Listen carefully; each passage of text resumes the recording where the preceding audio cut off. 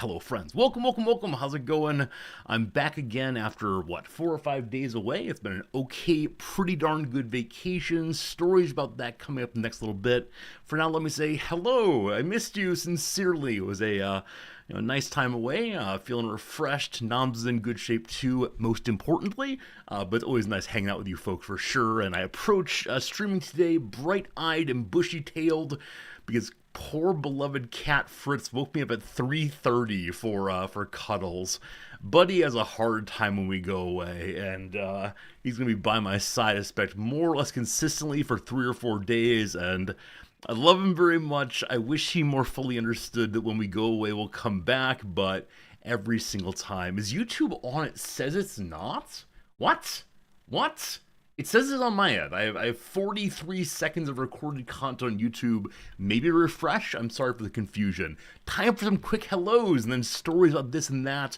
Pictures galore, and then some Baldur's Gate 3 after a little while, I guarantee. Hello, Slivers and Spracknell, welcome back. Hello, Unnamed Comet. How you doing, Jim? Jim, I saw that your governor gave you all a surprise day off tomorrow. I hope the surprise day off is full of, surprise joy and surprise sleeping in, and every single thing you do tomorrow, you have to say, surprise, surprise, I get to go cut the hedges, surprise, it's time to clean the gutters, etc., etc., surprise. George, what's good? Steve, hello. How's it going? Marks, Sunrun, welcome back. Good to see you today. Pepper, Jack, welcome on in. Hello, dogs. Hello, Solar Sigil. Solar, I saw a bunch of pigeons on this vacation sitting on top of roofs, and I thought of you every single time. 100%. Blue Link, hello, my friend. Welcome on in, Grulion and Miskatonic. Hello, Flug. Hello to HP Hello today, who I miss. Is that everyone? If I missed you, I apologize. I think we got everybody, but out there in Lurkerland or Vodland, hello to you also. HPG, thank you for beginning the stream with two, not one, but two gift subs to our community. One to Blue Link, one to Fluke. You all enjoy your delightful bit of gift subbery. And HPG, congratulations on returning to a prime number. And anytime you say that you've hit a prime number in the gift subs, I just have to believe you, because is 173 prime? I don't know. Sounds good to me. As adorable as that would be, your wife would divorce you. Okay, this is one of those quarter remembered story team. Wasn't there some actor or politician who got stuck on listening to one song over and over again, and his partner threatened to divorce him over it? It may have been Stephen King listening to Mambo Number 5. This is coming to mind as the complete story. Can anyone check on that? Stephen King's wife almost divorced him over his refusing to stop listening to Mambo Number 5 on repeat. Now, was it a sincere threat? I don't know, but at least hit the news in a way that I find, horrifying, because why should I care, but also a funny story through and through. Maybe he put it on the X or something at some point, but yeah, Stephen King all the way. Maybe that or the cocaine. Were those a similar period? I think Mambo Number 5 came after the cocaine era for old Stephen King, but yeah, not sure, right? After he got hit by the car, or by the van rather, everything changed around. Yeah, man, it's a weird story. There's a lot of weirdness about Stephen King, but yeah, dude gets hit by a van while walking out late one night, and is so angry he ends up buying the van and destroying it with a hammer. Something like that. I don't know. I don't know my main history well enough, which is certainly Stephen King through and through. Dogberry, it's good seeing you today. The cocaine era was 50 years ago. Yeah, it's been quite a long time since that, and I'm so pleased. I mean, I think, there are a lot of artists who have this sense that mental illness or use of substances or whatever is the only thing that makes their art worth consuming or selling or otherwise. And King is a good example that not be the case. He fueled himself with uppers in a really big way for a while there, writing some amazing items, but then he kept doing it even after his going sober. So I think it's a good story for us to keep in mind, that what matters is doing the work, right? Stephen King says that his writing is like any other job. At 9 o'clock, you go and sit in the desk, and then at 5 p.m. you stop sitting at the desk, and all the rest, you should tell your clients that Lubega is a great substitute for cocaine. I'm sure it will work out. Surely listening to the same song over and over on repeat is not addictive behavior. It is, I do it more than a little bit also. Luckily, my wife tolerates it, as long as it's not particular songs. There's some, like, I don't know what it is exactly. Gentlemen, this is Democracy Manifest. I bet if I listened to that clip on repeat over and over again, she would not be terribly happy. But Jim, I thank you for the 5 gift subs to welcome me back from vacation. Amherth and Groff and Cleon and Andrew Mishap. Congratulations on being plucked out of the randomness by our friend Jim. Thank you, Jim, so much for choosing to support the channel in the ways you do. There's a sale on gift subs. Oh, is there really? I had no idea. Sale on gift subs. Hooray! Thank you for taking advantage of that excellent deal. It's a good one. Good deal. Oh boy. Oh boy. Manifest. That one was from George first, I think. George, thank you for the 5 gift subs. Gentlemen, my goodness. And then Fluke. Oh, other direction. Democracy Manifest. Other direction. Sorry. Fluke and then George. Thank each of you for the 5 gift subs. Very, very surprising. Leading into the sale energy. Thank you for taking advantage of the sale. What kind of sale is it this time? I honestly did not see the email about it. I missed it entirely. Is it 35% off if you get over 5? I know it's one they've been talking about before. 35 off 5%. Nice. Hey, sir, good seeing you. The vacation was awesome. I'll have some pictures from it in just a moment. It's an area that I will recommend anyone who has time and effort and money to get to Japan definitely goes and checks out. Yeah, definitely a very good, very needed vacation on our end. So it's all very good. Jim, you're an influencer. you got 2 other people to gift sub. Well done, my friend. Well done. No, you're a Gymfluencer. There you go. You can use that one. Whenever you're making your Instagram, I want to see Gymfluencer, and then repeatedly say, don't go to the gym, I'm a Gymfluencer. That's even better. Okay. So I think I have nothing to share with you other than going to the vacation pictures now. Though today we will play more Baldur's Gate 3, a game I really thought I'd be done with by now. I was planning this week to do the new Warcraft DLC for Total War. Have any of you played it yet? Have any of you enjoyed the new Total War DLC? I know there's some new elf stuff going on, and some of the ugly races have updates also, but I feel a little bad when I missed those, because, man, Total War is so good. But as you know, Baldur's Gate is all-consuming. We will complete it someday. Maybe. It just keeps going. I keep saying today is the day. That said, last time we played, we did make a major step forward. No spoilers, but we completed one of the 3 things that needs to be completed towards the end. But have a great time anyway. Have a great time. You're playing it right now, Steve. Awesome. I hope you're enjoying it very much. And then also, Captain Selden. Selden, my friend, thank you for the resubscription. That has set off a hype train after all of the generosity. A hype train is now coming. I'm sure it's coming at a fairly high level, given all the generosity so far. But Selden, thank you for that kindness. Sincerely, I hope things are going okay for you across the way. Thank you for being Cert, thank you for the Prime sub also. It's awesome having you here with us, and yeah, always kind of you to be generous with us. Always kind of you to be generous with us. Yeah, that's what I said. I mean it. Absolutely. So Hype Train is going level 4 already. Big numbers as we get started for sure. I said both the elves and the ugly races have updates. Oh goodness, that's not true. Elves are lovely. Civilian, thank you for the 5 gift subs also. They came through in a way we're going to hear that song a few times. I don't know why, but thank you, Civilian. I hope things are good for you over the way. I sent out your New Year's card yesterday.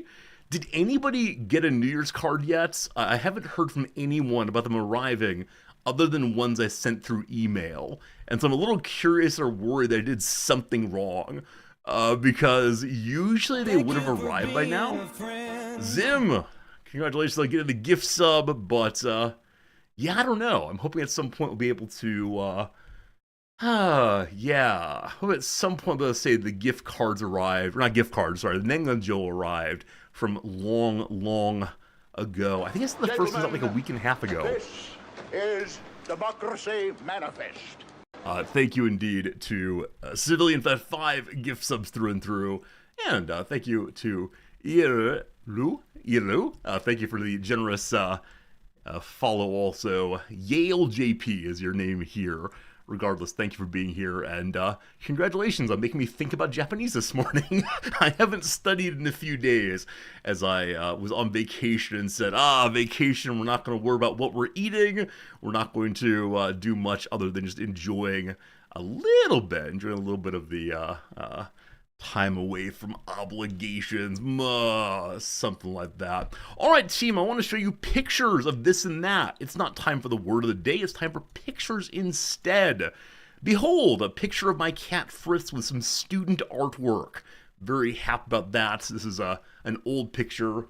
As of right now, Fritz is sleeping at my feet. Like I said, when... Thank you for being a friend. Thank you, Rog. I appreciate it so much. Rog, it's good having you here with that subscription going all the way through. Your New Year's card's in the mail. I hope it shows up soon. I love it. Hello from Japan. I mean, hello from Japan also. I live in Tokyo. We're in the nation do you live, if you don't mind. But yeah, we're both in Japan. Isn't that a delight through and through? Civilian, the 5 gift sub notification should fire once for every 5 gift subs, but occasionally the little system screws up behind the scenes and treats each of the gift subs of the 5 as individual ones. It's a little weird. I don't understand how my system works, just that it does sometimes. So thank you for all generosity, folks. Yeah, like I said, this is a picture one of my students made fairly recently. I think it's so beautiful. It's mostly pointillism through and through. It's little adorable little dots that all make a really big and beautiful piece. This is not what we're showing you right now, though. We're showing you instead the trip we took to Shikoku, and we began at a place with a castle. One of the very few castles that has not burned down over the past few hundred years. Hooray. So, did I take a photo of it? Yes, there we go. Here is... That's not it. Here is... There you go. There you go, indeed. Look at the absolutely beautiful, castle there. If you have a chance to go there, don't go inside. It's this giant, I don't know, like multi-walled castle, and you can see the inner gates and how all of the pieces of stone are put together, and you can imagine people stabbing with spears and so on, but inside there's genuinely nothing for 5 or 6 floors. And you have to follow one path all the way up, and this path is very full of people, and yeah, once you've seen one floor of the wood architecture, that is about that. So I don't mean, this is what, is this Himeji? I've forgotten exactly what the vowel sounds are on this one, as does happen occasionally, but I think it's Himeji, right?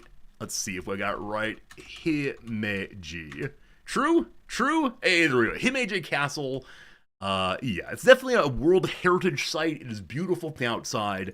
You can see it from very, very far away throughout the day and night. They have a big light showing it on. It has moats, of course. It has, a room where the water was kept, etc. It has beautiful architecture, but again, inside, I would skip 100%. So that was our first night. I went to Himeji and enjoyed looking at the castle primarily. Stayed the night there, and I think that's basically all we did. We just wanted to stop and see the castle. I'm sure we had some food of some kind, but I forgot what it was. There's a Lego set. This one's not too expensive. They sell the Lego set there. I think they sold it for 2,200 yen or so.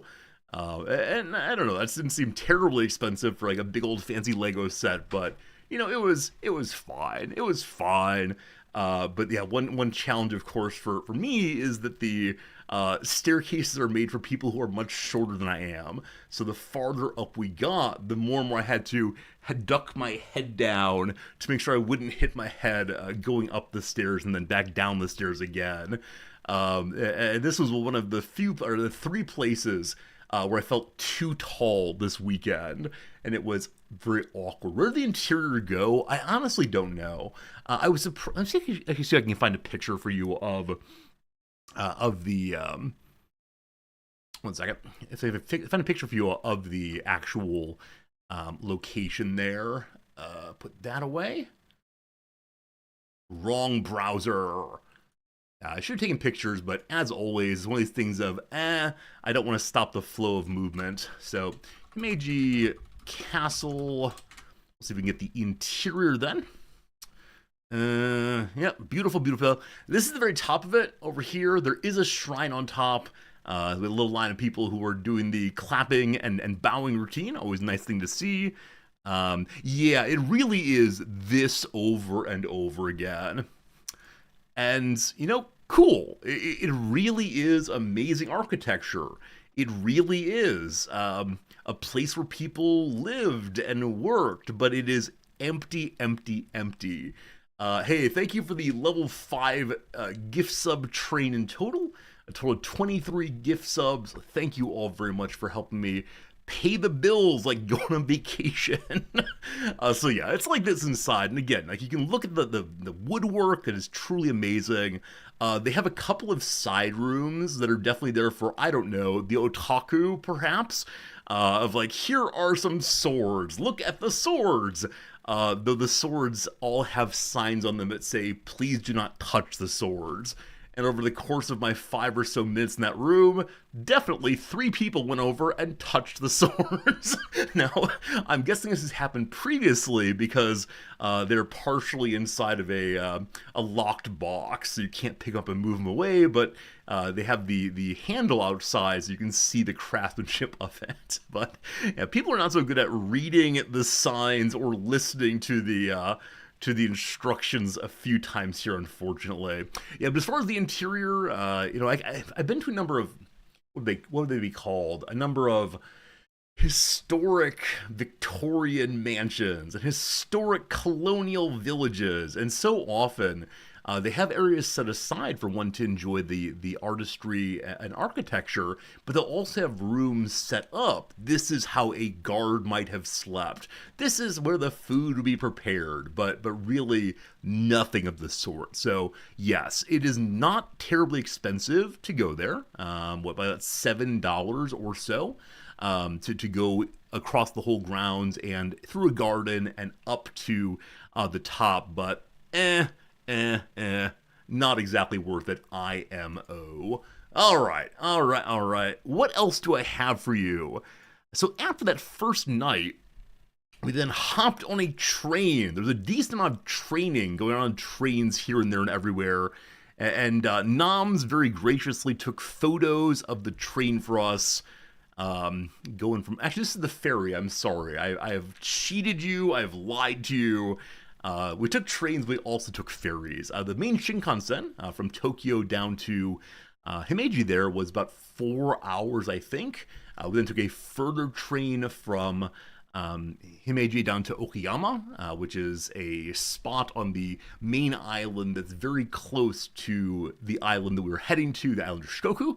And to get from the main island over to Shikoku and the other islands on the way, one takes ferries. And so here's a ferry, behold. It's the kind of ferry that primarily exists to take cars and trucks across.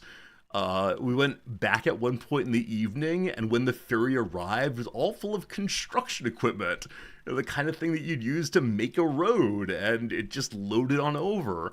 The top portion of it is a passenger deck. On that passenger deck, you can get some drinks if you want to, and they have nice big comfy couches and chairs with tables and some chairs you can kick your legs up on, and just like a really comfortable trip across. And it moves slowly enough that, at least in my case, there was no feelings of sea leg troubles or of sea what's the phrase? It's not sea tummy, sea sickness. There we go, sea sickness. And so, yeah, absolutely a really nice time. I didn't grow up in a part of the world that used ferries at all, and so it's a treat for me to get to do. Even if it's half an hour, 40 minutes of seeing just water and mountain, it's still really amazing for me that floating happens. Whoever invented floating, I sure do appreciate you.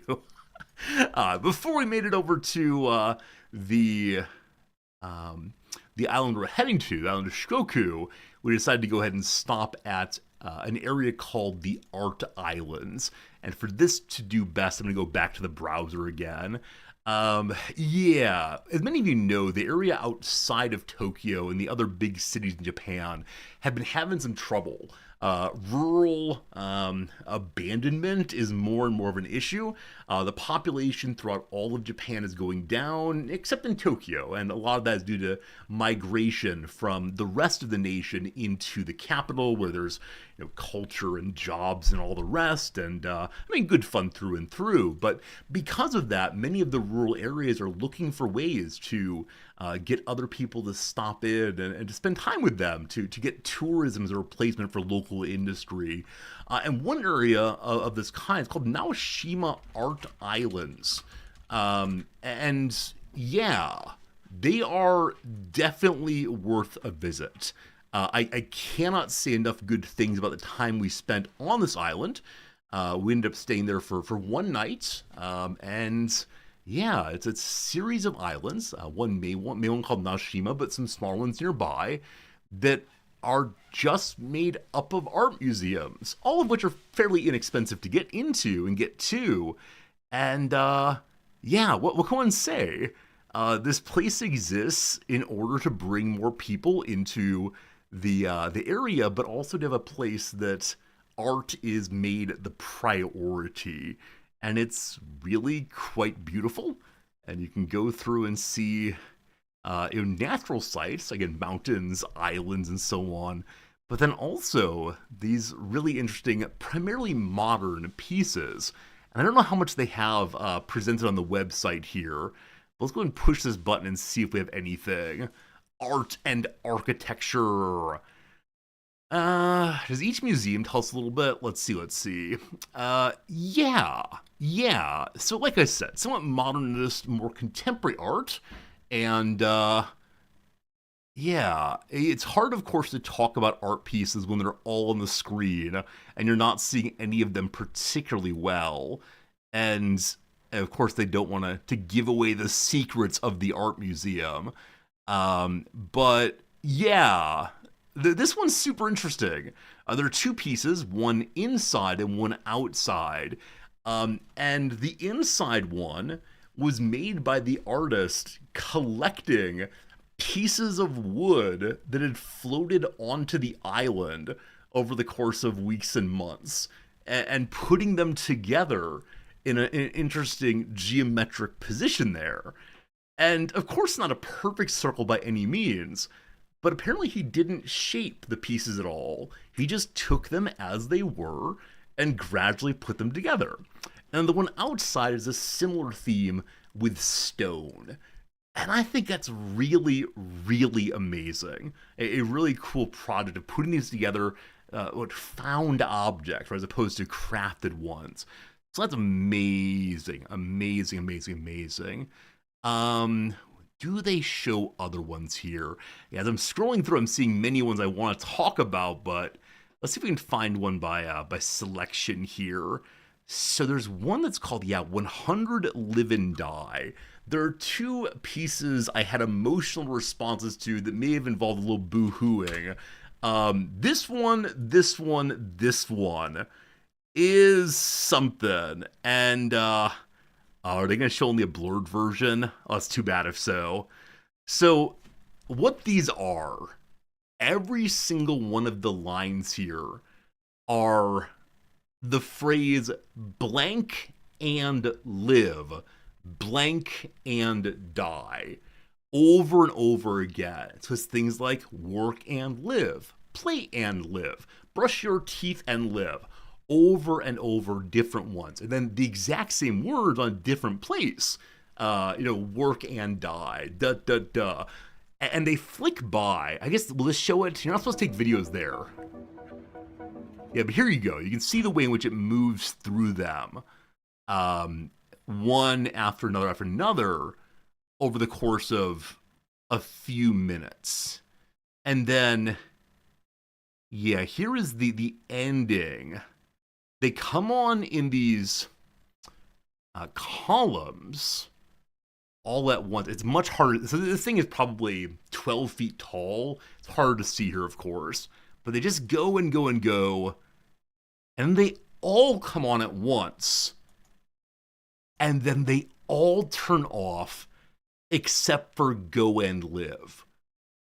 And so it's this like flashing reflection on what makes a life.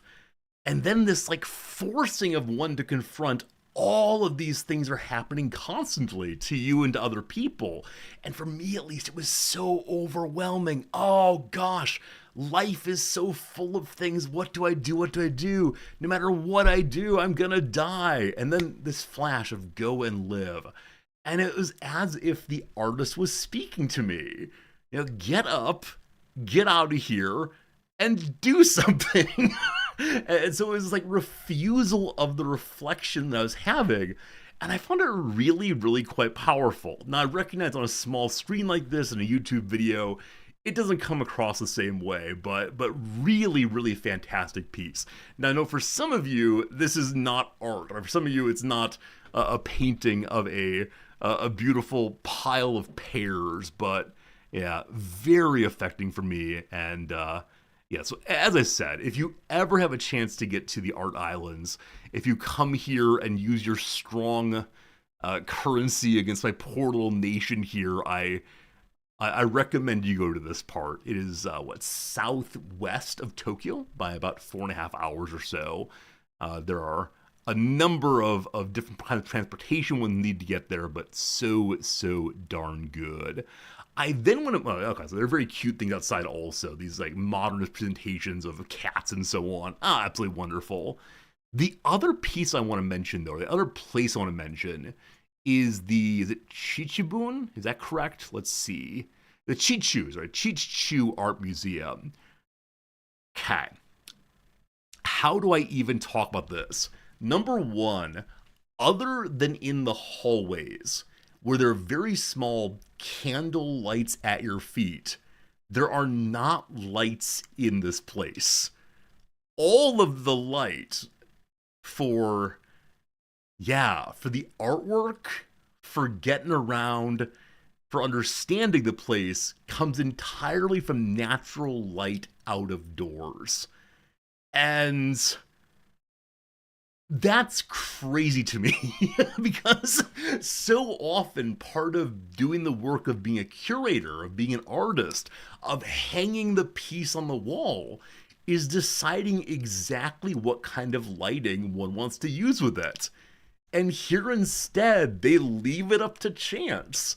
And so you can go on a different day, one very cloudy, one very one very sunny would be totally different. What do they do once it gets dark? I assume that they close the place. I don't know what hours it has, but yeah, and maybe they have other lights they turn on for cleaning and so on. But definitely during the hours it's open, at least during the 3 hours we were there, they didn't show lights at all, and that's kind of the shtick as I understand it. But yeah, it is a mind-blowing moment when you recognize this, or at least when I recognized it, that you just kind of deal with what the sun gives you. And we went on a fairly cloudy day, and so everything inside was sort of muted and chill in a way. And gosh, that was really, really amazing. They have their 5 Monets that are set aside in a room that you have to take off your shoes to go into. You have to wear the Japanese slippers. As usual, they do not fit me. I'm not a big fan of that, but it's how it goes. And there's these absolutely huge pieces taking up the whole wall, from top to bottom, left to right, and it's just presented with the light there is. And so I couldn't really see all these brighter colors. They were really quite muted, in the same way that out in the natural world, you don't get consistent vision from day to day. Okay. This next one, Monet is very popular in Japan. There's a lot of artistic taste that's directly imported from an earlier era of Europe. Japan and Japanese culture really, really, really appreciates Europe as being the high point of civilization, which I think was set in probably like 1912 or so and then locked on in. And so there's like great celebration of Monet. And then also, same thing with like classical concerts here. Generally speaking, Japanese symphonies do not do anything made after like 1930 or so. It's kind of just stuck with the greatest hits. Don't you worry, it's a good time.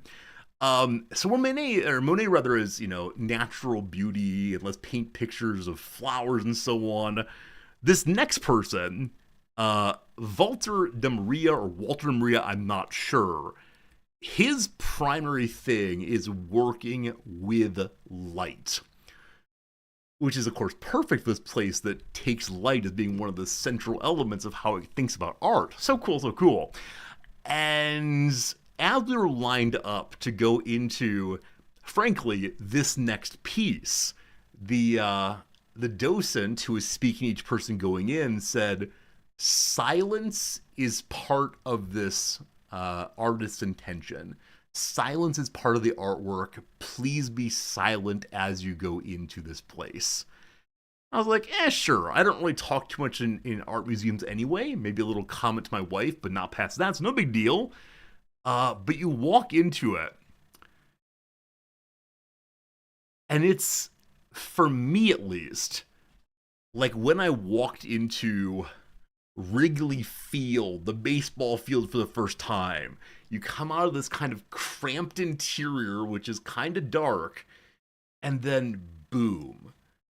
And it's obviously meant as a kind of temple of openness and light and all the rest. It is a huge, huge room. Again, I wish I had a banana for scale here.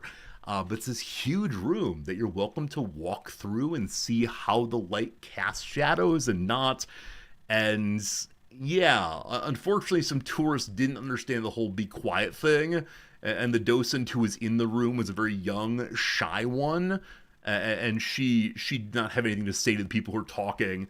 I very much considered going and asking someone to stop talking rather, but decided against it. And again, this is probably one you can only fully appreciate if you're there. But that feeling of surprisingly overwhelming majesty, of bigness and openness and surprise, is something I don't get too often. And I don't know if I can ever have it again there. I'd like to try, of course, but yeah, really amazing kind of room there. And then lastly, this guy. Yeah, this one is weird. Again, a small number of people went into that one at a time, like 5 or 6 people. You walk up these black stairs, and then this blue circle on the wall is actually an area that you step into that has been painted in such a way that there's almost no shadows, and it's very hard to tell where the wall is. You're allowed to walk about 10 feet into it, and the docent says, please don't go any farther. Or I guess the guide in this case. The guide says, don't go any farther. And so it's out there past 10 feet, but it's basically impossible to find. And so you're standing in this room, yeah, open field, open sky, of just like pure color. And the color changes as time goes by, and I found the projectors eventually, but it's the weirdest thing to experience just color, no shapes, just color. And what an amazing feat that is to have an experience like that. And so again, I realize I'm describing, contemporary experiential art, which you kind of got to be there to deal with it. But yeah, all about that. Yeah, and the place is obviously quite brutalistic and quite ugly in a way, but it nicely contrasts the beauty you found inside. So, yep, can't say enough good things about this place. Very happy to have gone. Recommended it entirely. It feels strange to offer recommendations when I know many of you are so far away. How long was the tour in total? So you can spend as long as you want to. I think the average time inside was listed about 2.5 hours.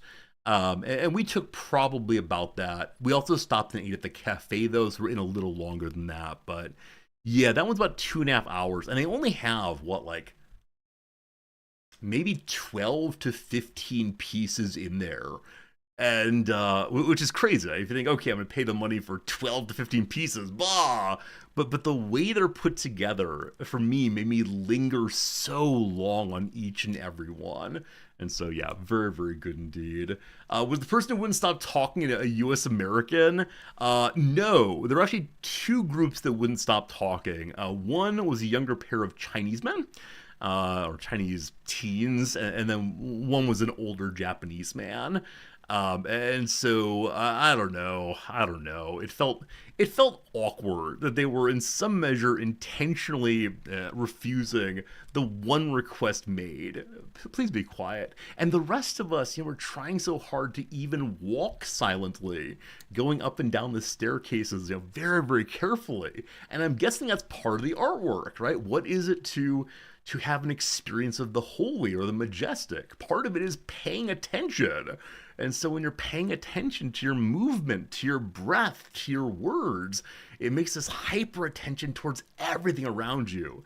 And when people are talking, it's harder to do that well. Now, the Buddhists say, of course, you just got to work on your meditation. You'll get there. I'm not quite there. How is food on the island? Amazing. Absolutely amazing. Now, this particular island has only 60 people that live on it, but they're all related to the art museums. And so, they have their, like, some very good chefs and so on. And it's a nice spot. It's a nice spot. Glad I went there. Yeah, and there are more art pieces to talk about. I might put a link to one on the old Discord. I found an artwork that I believe I'm going to use on the second day of one of my classes next term. And I'll describe it another time. Unfortunately, all throughout the site, they said, take pictures, no flash, no video. And I looked online to try to find the right video of this thing I want to use. It's a moving artwork, moving in the sense of mechanical, not in the sense of boo-hoo-hoo, though for my case it had both.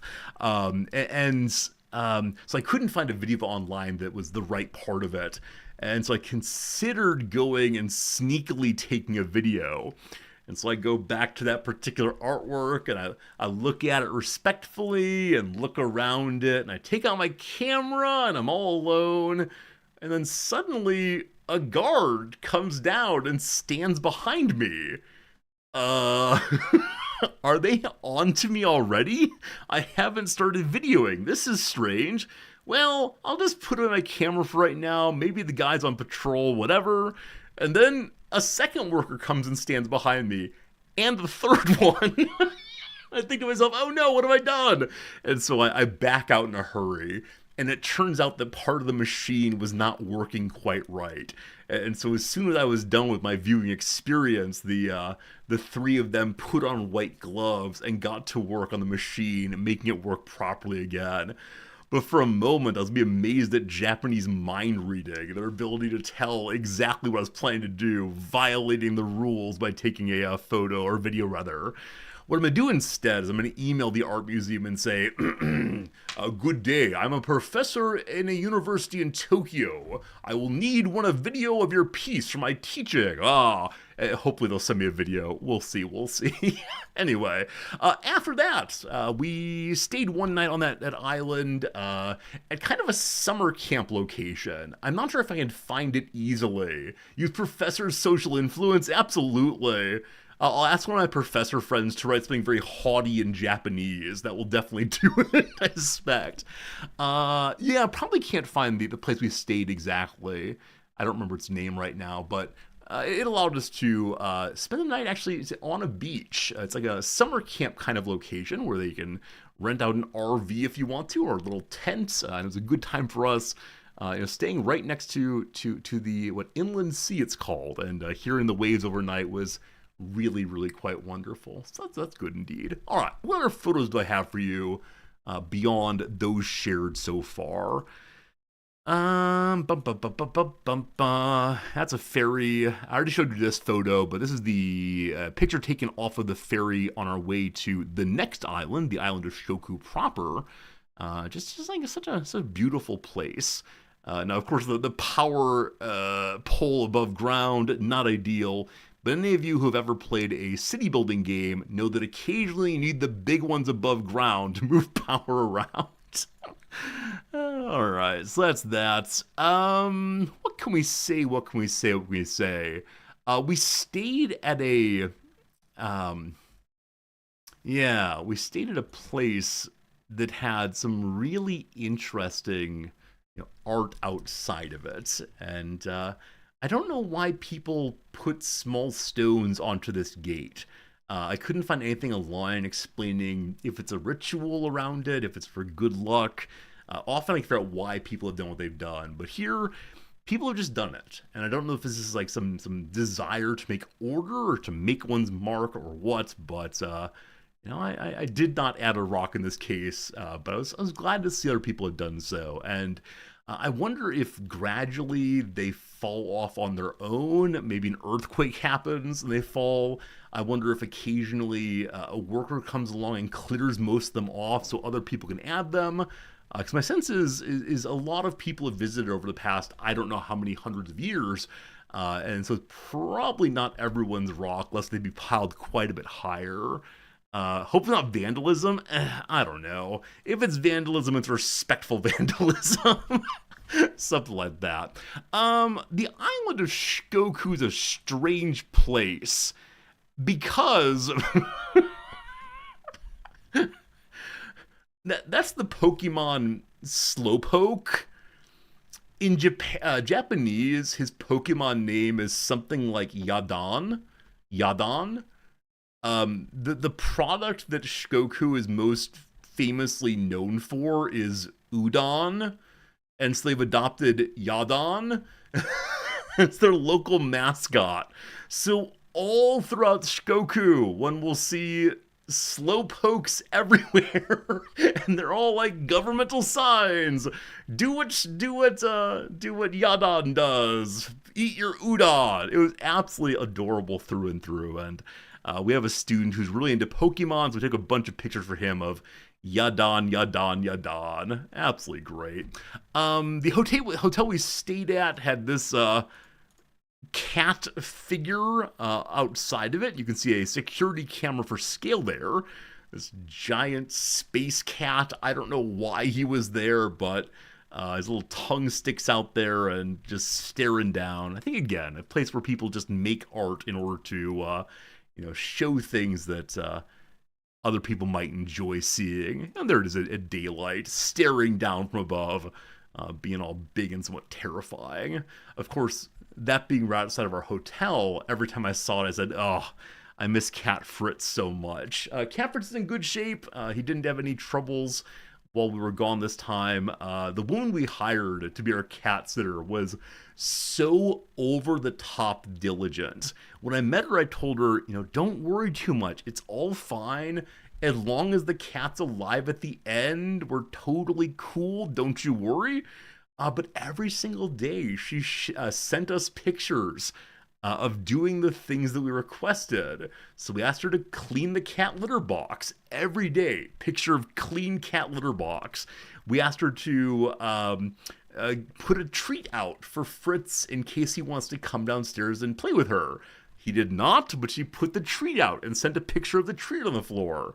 And then the third task, of course, is pouring water on the floor because Big Boy likes his water on the floor. And the first time I asked her to do this, she said, "You want me to spill water?" And I said, "Yeah, just leave a puddle." And so every day, a picture of a puddle on the floor. And apparently on the last day, she went ahead and went up our staircase a little bit to where Fritz was sleeping. And he came out and they played a tiny little bit. But yeah, Buddy is absolutely terrified of visitors and absolutely just is afraid of everything. But Yeah, now that we're back, he's following me quite a bit in very, very rough shape, and he's fine, but a little bit inside, emotionally scarred, I'm sure. One of the main reasons that we went to Shikoku was because Yasuko's grandma's house is there. Yeah, Yasuko grew up at Noms. Her name is Noms. No- Hey, Noms grew up in Shikoku. She was there until she was 2 years old and 10 months. And this is her grandmother's house. And it was a delightful thing to. Thank you for One being moment. a friend. R squared. R squared, I thank you very much for your generous resubscription.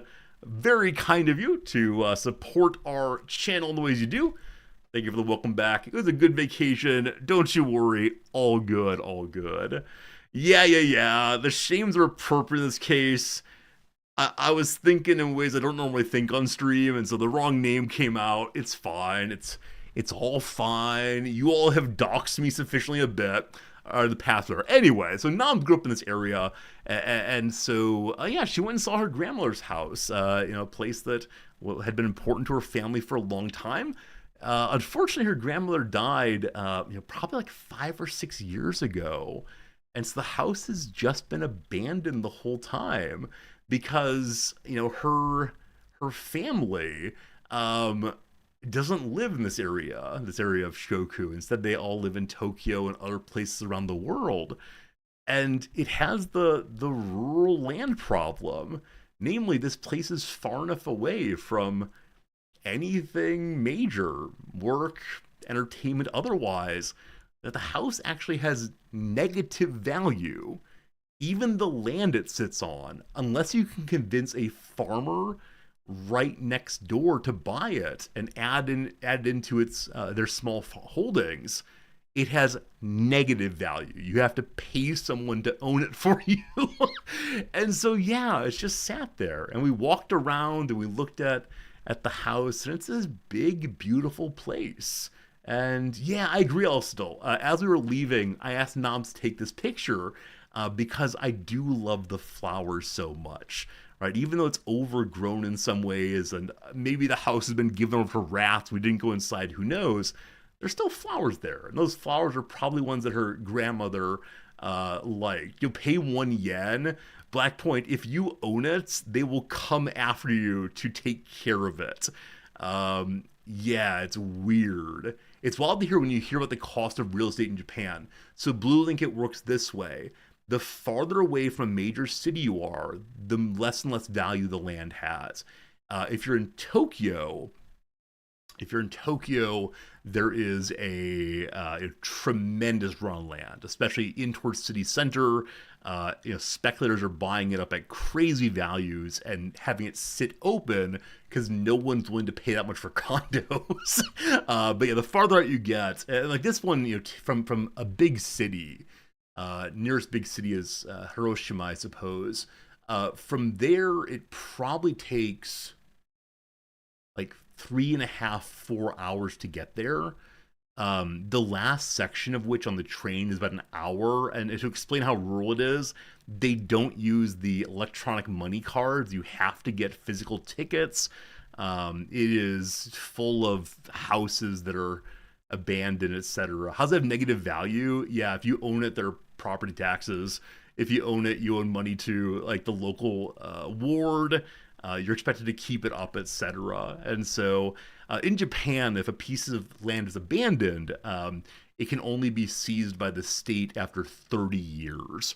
And so we got 25 years left to decide what to do with this thing. Now that said, Nam does not have any financial relationship to it. It goes to her uncle. It's the uncle's problem. But yeah, the uncle and Nams have talked a few times about, what on earth to do with this place. We can keep it in the family, but for what? And so I think there'll be discussion around trying to convince the next door neighbor to pick it up for very, very cheap. Next door neighbor here being actually a while over because everything nearby is not great. If someone's doing remote work like full-time stream at workout, yeah, to have a relatively short like grocery trip and so on, you'd need to have a car, absolutely. 100% you need to have a car, which is fine. But you can imagine someone getting older, that being more and more difficult. But yeah, I mean, if you don't care where you live, you could easily have a really nice quality piece of land and a house for very, very cheap by American standards. Now, if you're out there, there's not going to be anybody speaking English. It is going to be Japanese all the way through. And the farther from the big city you get, the less acceptance there is for non-Japanese people. Not that anyone treated me poorly or anything, but this is like the general idea of things. As the cities out there are crumbling, there's a sense that part of that is the failure of immigrants. It's very, very complicated and very, very sad. But yeah, it's definitely, anybody want to buy a house? Have I got news for you? Regardless, I'd really love to see, and actually inside of one of those trees, I don't think you can see it terribly well. One of those trees is actually a persimmon tree, and so Nam's found a big, beautiful persimmon hanging on one of the bushes. I went ahead and took it with us, and it's currently sitting on our fridge, or in our fridge rather, and she's not sure what she's going to do with it. She might try to plant its seeds and see what happens, assuming persimmons make seeds, but there we go. Lovely little time, connecting with a place that is important to Noms. Okay, could you get a permanent visa for Japan if someone wanted to live there? No, unless you have a ton of money. Yeah, so to get a permanent residence card in Japan, you either need to have consistent work or already own something. Now, you could have a business visa and claim like you're going to live this place for business, but no, you can't get in on just buying a property from far away. Again, if you have huge money, you definitely can, but you have to show you're going to use that huge money to benefit the nation. But no, if there were an easy way to get permanent visas that way, I suspect a lot of people would be coming in a hurry, but not right now at least. The other reason that we went there, and this is in Minecraft, surely everything that follows the next few minutes happened in Minecraft. You will recall that the beloved Noms is in a very interesting place when it comes to her citizenship. She's never formally given up her Japanese citizenship, though if one were to hypothetically accept another nation's citizenship, then de facto you've given up Japanese citizenship because you can't be a dual citizen of anywhere in Japan. And so it is the case that good old Noms went ahead and went to her local registrar's office in this tiny little area and got what's called her family koseki, which is this page or multiple pages that say, here is what your family is.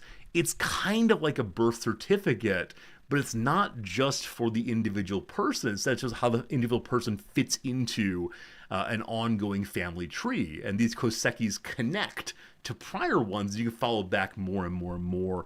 And so she went to the she went to the registrar's office and had like one mission. And that mission was to not hand over or show the existence of an American passport or her residence card, which shows she's a non-citizen, or her national insurance card, which shows the same. And so Nam's got up to the counter, and they began asking for pieces of identification. Nam said, well, I got this one. It turns out she didn't have any identification that would work without revealing her questionable citizenship status in Minecraft. And so eventually the workers said, oh, I know what we can do. Tell me about your family. What is your mother's maiden name? On what date was your father born? What is your father's citizenship? Asking her things off of the koseki. And Noms knew all of course. And so after a little while, and apparently a conversation with supervisor, she has the official register of her family. And so the next step is to take her old out-of-date passport and her claimed family history attested to by the local prefecture and turn them in. And then she'll be reasserted as a Japanese citizen. Ah, how exciting in Minecraft. Things happen in Minecraft that shouldn't happen in the real world. But we're pretty excited about that because that would take a huge headache off of our plate of having to regularly update our visas and be unable to get a real credit card and be able to or unable to like get any kind of loans. Actually, even to adopt a pet here, if you're not a citizen or not on permanent residency, they're terrified to give you a pet because you might abandon it and cause problems for the state. And so I know people who have been on 3 to 5 year long visas and have been not allowed to adopt cats, even though they say like my whole life's here, I'm staying forever. I just get rotating visas. May I please? They say nope, nope, nope, absolutely not. So in Minecraft, Namsa doing a thing like setting aside the idea of looking for deanship in Germany. Yeah, Elsta, I mentioned this before, I think, which is a couple nights ago, maybe a week and a half ago, Noms had a big conversation with the president about the kind of things that would need to happen for her to be more happy, more desirous of staying in this place long term. Her contract ends in a few months here. And Nam went in with 3 big asks, one of which she was pretty sure she would get, one she was medium sure about, and one that would probably not happen. These 3 big things that would help a whole bunch. And apparently the president said yes, yes, yes. And now Noms wonders what did she leave on the table that she could have asked for. So the president really wants to keep her, of course. So yeah, I think it's the case we're staying here long term. There are always other jobs in the world that appeal. If there's one in particular that comes open in Germany, we could possibly dash in a hurry. And there are a few in the U.S. that always interest us if they come available. Who knows? But yeah, for right now, I think we're in Japan for a few more years at least. So we'll see how that goes. And the more time we spend here, the more comfortable we are with being part of the culture. And that's been pretty good indeed. Noms love novelty. Yeah. When did the president retire and can Noms apply for the position? She's in the other room, so I could call her in. But this is actually one of the marks against this school is the president is relatively young. He's about 10 years older than Noms. He's very, very happy here, though. And so there's a concern on our end that if she wanted to be president of this school, she'd have to wait till he retires and then only get a very short period before her retirement period. So if she decides she wants to be a president, she will probably have to leave this school. But yeah, does she want to be president here? Of course she does. Has she told the current president that? Of course she has. Like I've said before, Noms is such an ambitious person, she'll only be happy when she is gone, controlling everything all at once. But we'll see how it goes. Drek, it's good seeing you. Hello today, Darth Rogue. Welcome in. We got a few more photos to share with you all from our vacation. What else do I have for you? I said that, Shikoku is known for its udon. My friends, I give you Noms' udon dish there. This is a delightful little thing. Throughout Shikoku, there are these self-serve udon places, and the way they work is this: you stand in line. There's a person behind the counter. You tell them what kind of udon you want. I had my delicious curry udon as always. Noms here has Budaniku Bukake udon, which means, seriously, pork spread over the udon. And so while the person's cooking it in the background, you're able to then walk through other sections of the line and use tongs to take other things. In the background on the right is tempura, deep fried pieces of vegetables, and they're just huge. Also, it's huge, huge, huge. And the thing that gets me, that makes me so unbelievably happy, is the base dish in the middle there only cost 650 yen. And that's like, what, $4? $4.70? That's not crazy money for a big old pile of noodles and greens and pork. And if you leave off the pork, it's only 300 yen, which is $2 maybe. And so you get a big old bowl of noodles for very, very little money.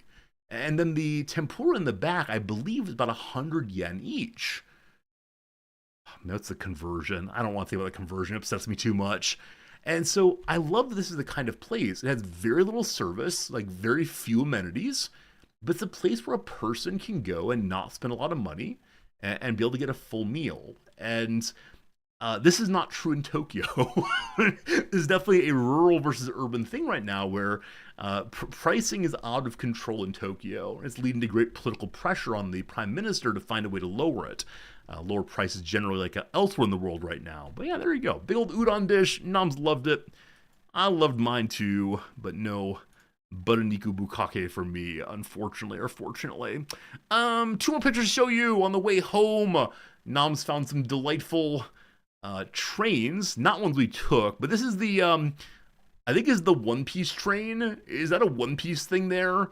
Marine is the name of the train that we were on, but it looked kind of One Piecey to me. I'm not sure, but the whole train was decorated with that kind of anime graphics through and through. It is okay, very cool. I'm sure there's the Luffy on it somewhere. The one that I found even more delightful, though, was good old Anpan Man.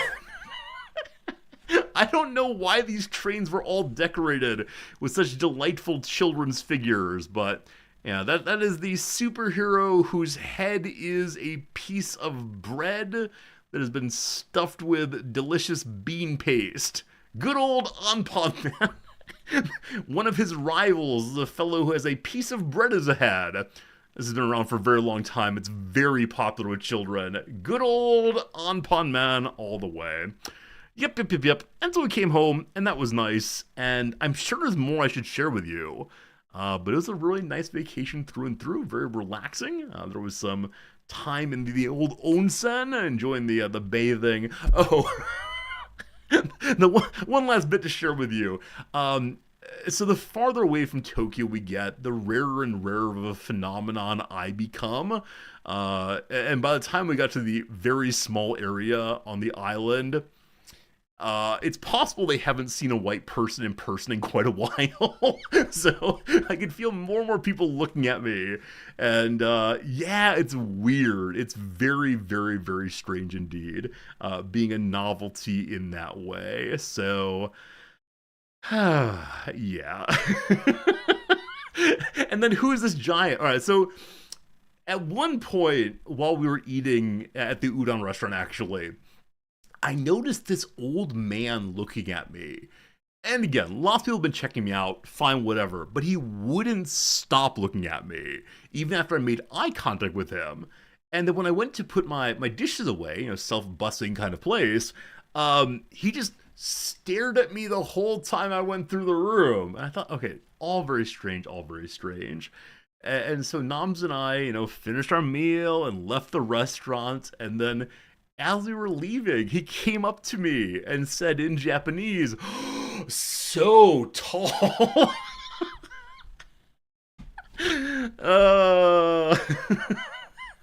Unfortunately, though, his accent was such that even Noms had a very hard time having a conversation with him.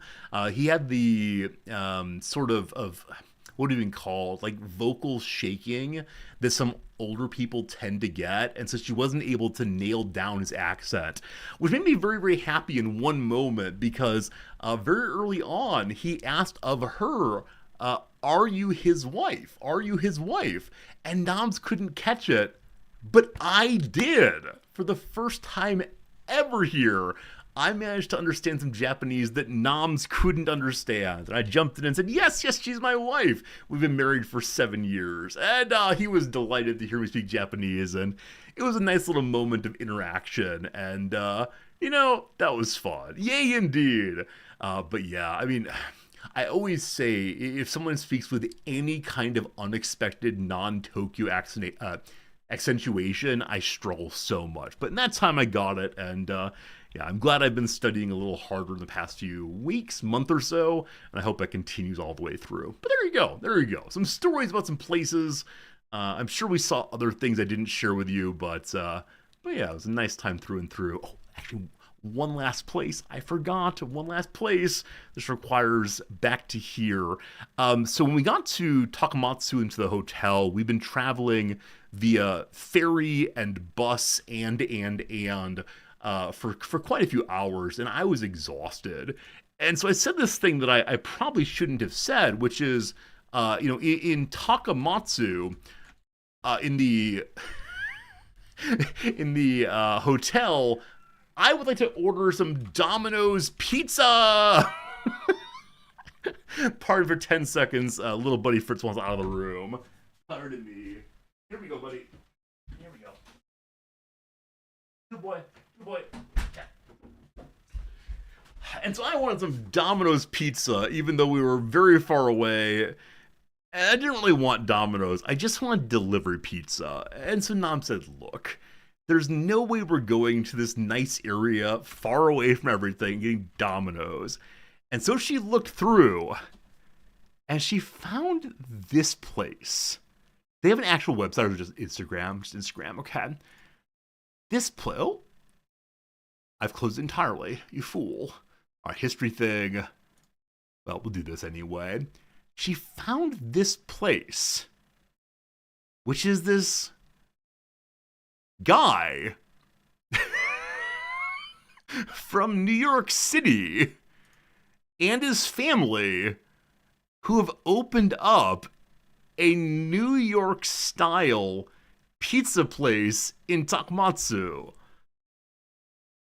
And it was the craziest thing. And so we went there. And as we walked in, he was clearly distracted making a pizza, and so greeted us while speaking into the pizza, I guess, in standard Japanese. And then he looked up and went, oh. And so we ended up getting a cheese pizza with, what did we get on? Cheese pizza with green peppers, olives, and jalapenos. And he said, yes, those are real toppings. He said, no one ever gets the real toppings here. Because, of course, it is in the middle of Japan. And, yeah, so we talked to him, and he told stories about his, about his adventure to opening a pizza store. And as we were about to leave, I said, tonight I was thinking, we should probably get Domino's. And my wife here said, no, let's try your place instead. And the chef said, look, man, look, if you go eat that and Domino's is better, you come back here and I will sign my store over to you. Because apparently the reason he decided to start the place was because one night he was working as an English teacher and some of the other friends were, and one night he was on a date with a Japanese young woman. And she said, let's get pizza. And he said, okay, fine. And they ordered Domino's, which is the only pizza there. And as she was eating the Domino's pizza, she said, this is the best pizza I've ever eaten. And he said, as a native New Yorker, he was so angry in that moment and interrogated her. Wait, what do you mean you've never had pizza that's better than Domino's? And in that moment, he decided to open a pizza restaurant in a fairly rural area of Japan, one of the biggest cities on the island, but a fairly rural area. And so he's had it open for a year or so now. And yeah, when I went in, it was bustling and he seemed happy. And so if you're ever in Takamatsu, I encourage you to stop by this guy's place. He's a very, very nice guy. He will talk your ear off for sure. And yeah, his pizza is really quite good, I gotta say. And I told him I'd leave him a review after eating it. And so I think I'll give a winking review comparing it to local Domino's restaurants. But yeah, very, very good stuff. Very glad to have done that. All right, I believe that is my my story for today. I believe that's all I got to share with you as far as vacation. But again, thank you all for understanding. I had to cancel stream for 4 or 5 days as we needed a little time away, and yeah, a good one through and through, and very glad we did so. All right, time to become a normal stream again. Let's go and do the word of the day and see how this thing goes. Bespoke. The word of the day is bespoke. It means custom made, made to fit the needs or requirements of a particular person. I think the word bespoke has become part of the popular consciousness in the past. Oh my goodness. One moment, Klaus. I'll finish my story and then yours. In the past few years, I think bespoke has been used quite a bit more as people desire to have, elite culture for themselves, no matter who they are. I want my bespoke shirt and so on. But yeah, we'll read more about that in just a moment. It's a bespoke stream made just for you. All right, Klaus with 100 bits and a bit of a paragraph. Not many people know this, but sales and pitchman Vince Offer, Anthony Sullivan, and Billy Mays were the original wise men. As they visited baby Jesus, Vince presented his present, "This is gold, a metal fit for a king." Sully then gave his gift, frankincense used to make the finest perfumes. Then Billy walks in, "But wait, there's myrrh. But wait, there's myrrh." It's like, but wait, there's more. Get it? Klaus, that's very nice. I apologize for mispronouncing the last word accidentally, but wait, there's myrrh. Clever, clever, clever. I don't know who Vince Offer and Anthony Sullivan are.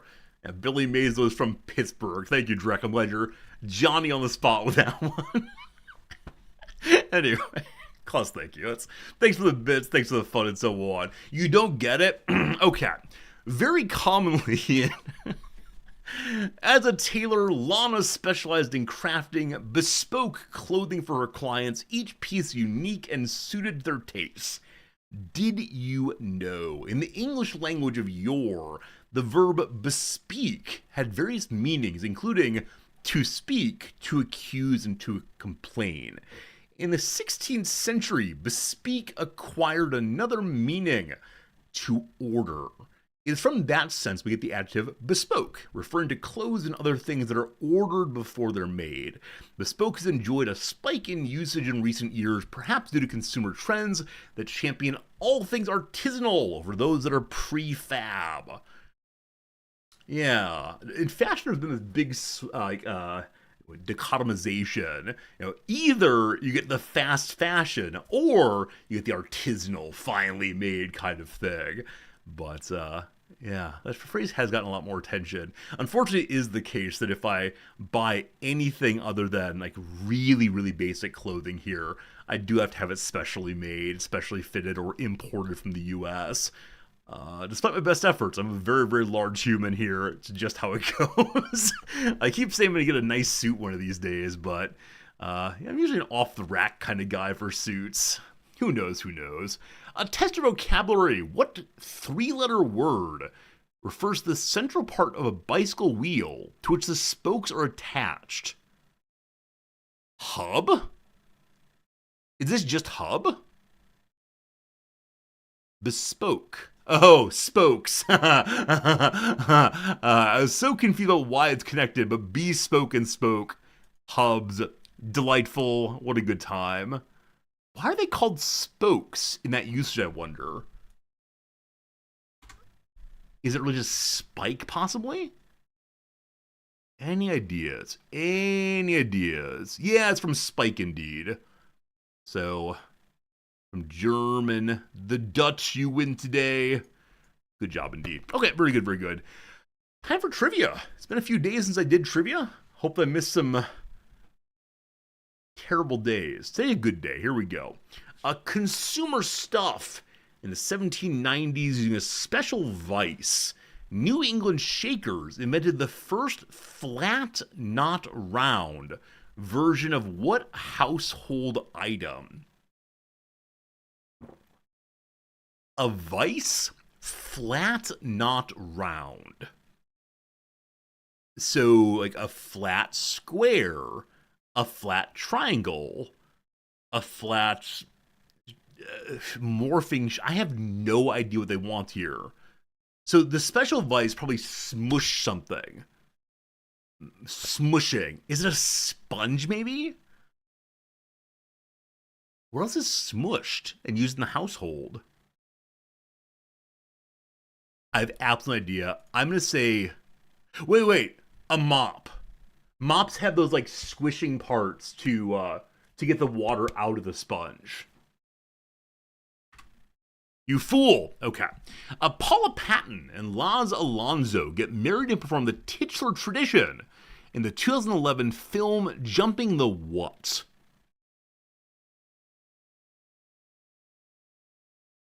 I know Jumping the Shark. I don't believe we use sharks in our household quite yet. Is it Jumping the Broom? Okay, it's a broom. A broom indeed. I didn't know that at all. Maybe he said pans, iron, that kind of thing. Yeah, broom all the way. Huh. Okay, let's see if we can see the New England shaker broom. What's it look like? What's it look like? Yep. It looks like a broom. So what is the vice? Okay, here we go. The broom vice is right here, apparently. Okay, so it was a way of taking all of the whatever these are and making them go in the same direction. I think I always assumed they were in the same direction solely because of how they were tied. I didn't realize that there was also viced first with a device. Huh, had no idea. Fascinating stuff. Good job. Broom 2 points will take it. Entertainment question number 2. After 100 plus years, the overhead system is still the most common electric infrastructure for what theme park attraction? Well, like a tram, a monorail, or is the monorail electrified? Maybe, but often trams and trains have overhead electric. Huh. I wonder if roller coasters do also. I think I've often assumed that roller coasters just go by gravity, but they have to get started somehow. I'm gonna say the tram. Is the tram an attraction now that I think about it? Ooh, look at the tram. I'll say roller coaster and hope it's right. For a few years in the 60s and again in the 2010s, Disneyland ran an awesome sounding but impractical hovercraft based version of what ride? Oh, this is a bumper cars. Bumper cars. Yes, indeed. Bumper cars have overhead electricity, so you ram into people and they bounce around. There's often a little spark that happens up there. Hey, good job on the bumper cars team. Non-Americans, are bumper cars a thing where you are? Or is this like a uniquely American sort of thing where you ram into one another? It was your favorite as a kid. I hated these. I hated bumper cars so very much. Because when I'd get hit, I'd get rattled. That rattling feeling I loathe. And then I also hated like trying to run into people. So you get it on carnivals. They are in Ireland. They are in Germany. All right, very cool, very cool. But yeah, there you go. I've also never done. Oh, what are they called? Like the small children's racing cars. Let's see if that search works. Small children's racing cars. Not quite. Not quite.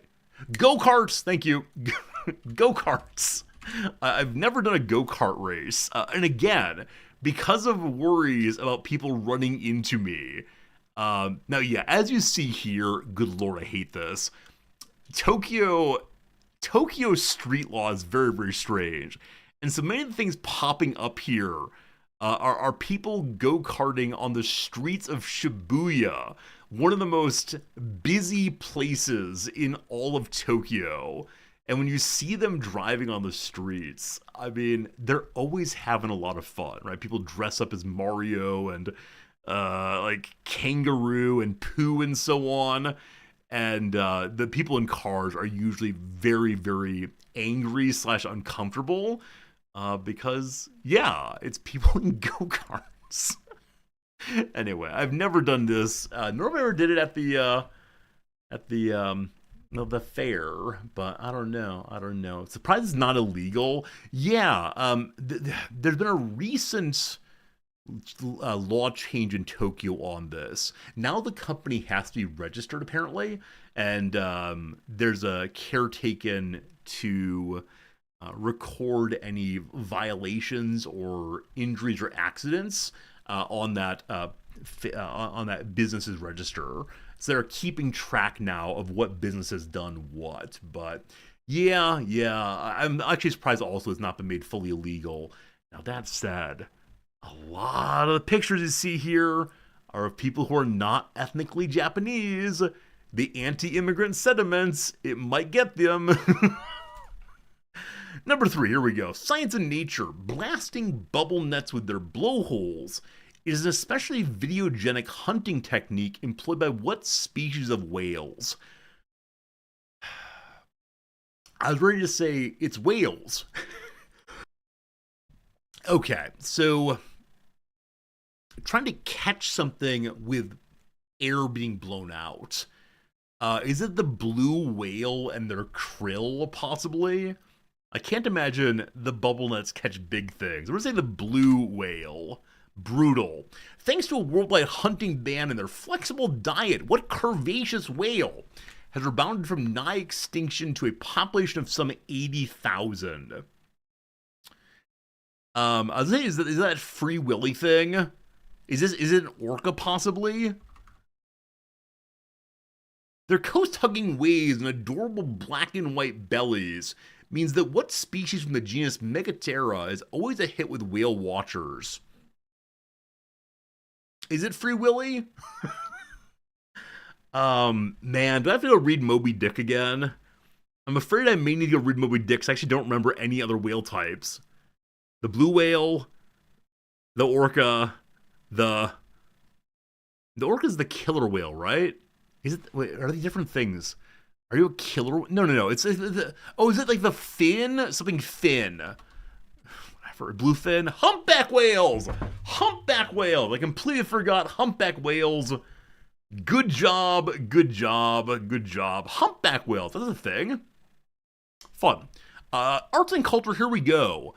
The fate of the Longbourn estate is key to the plot of what OG Regency novel? I have no idea.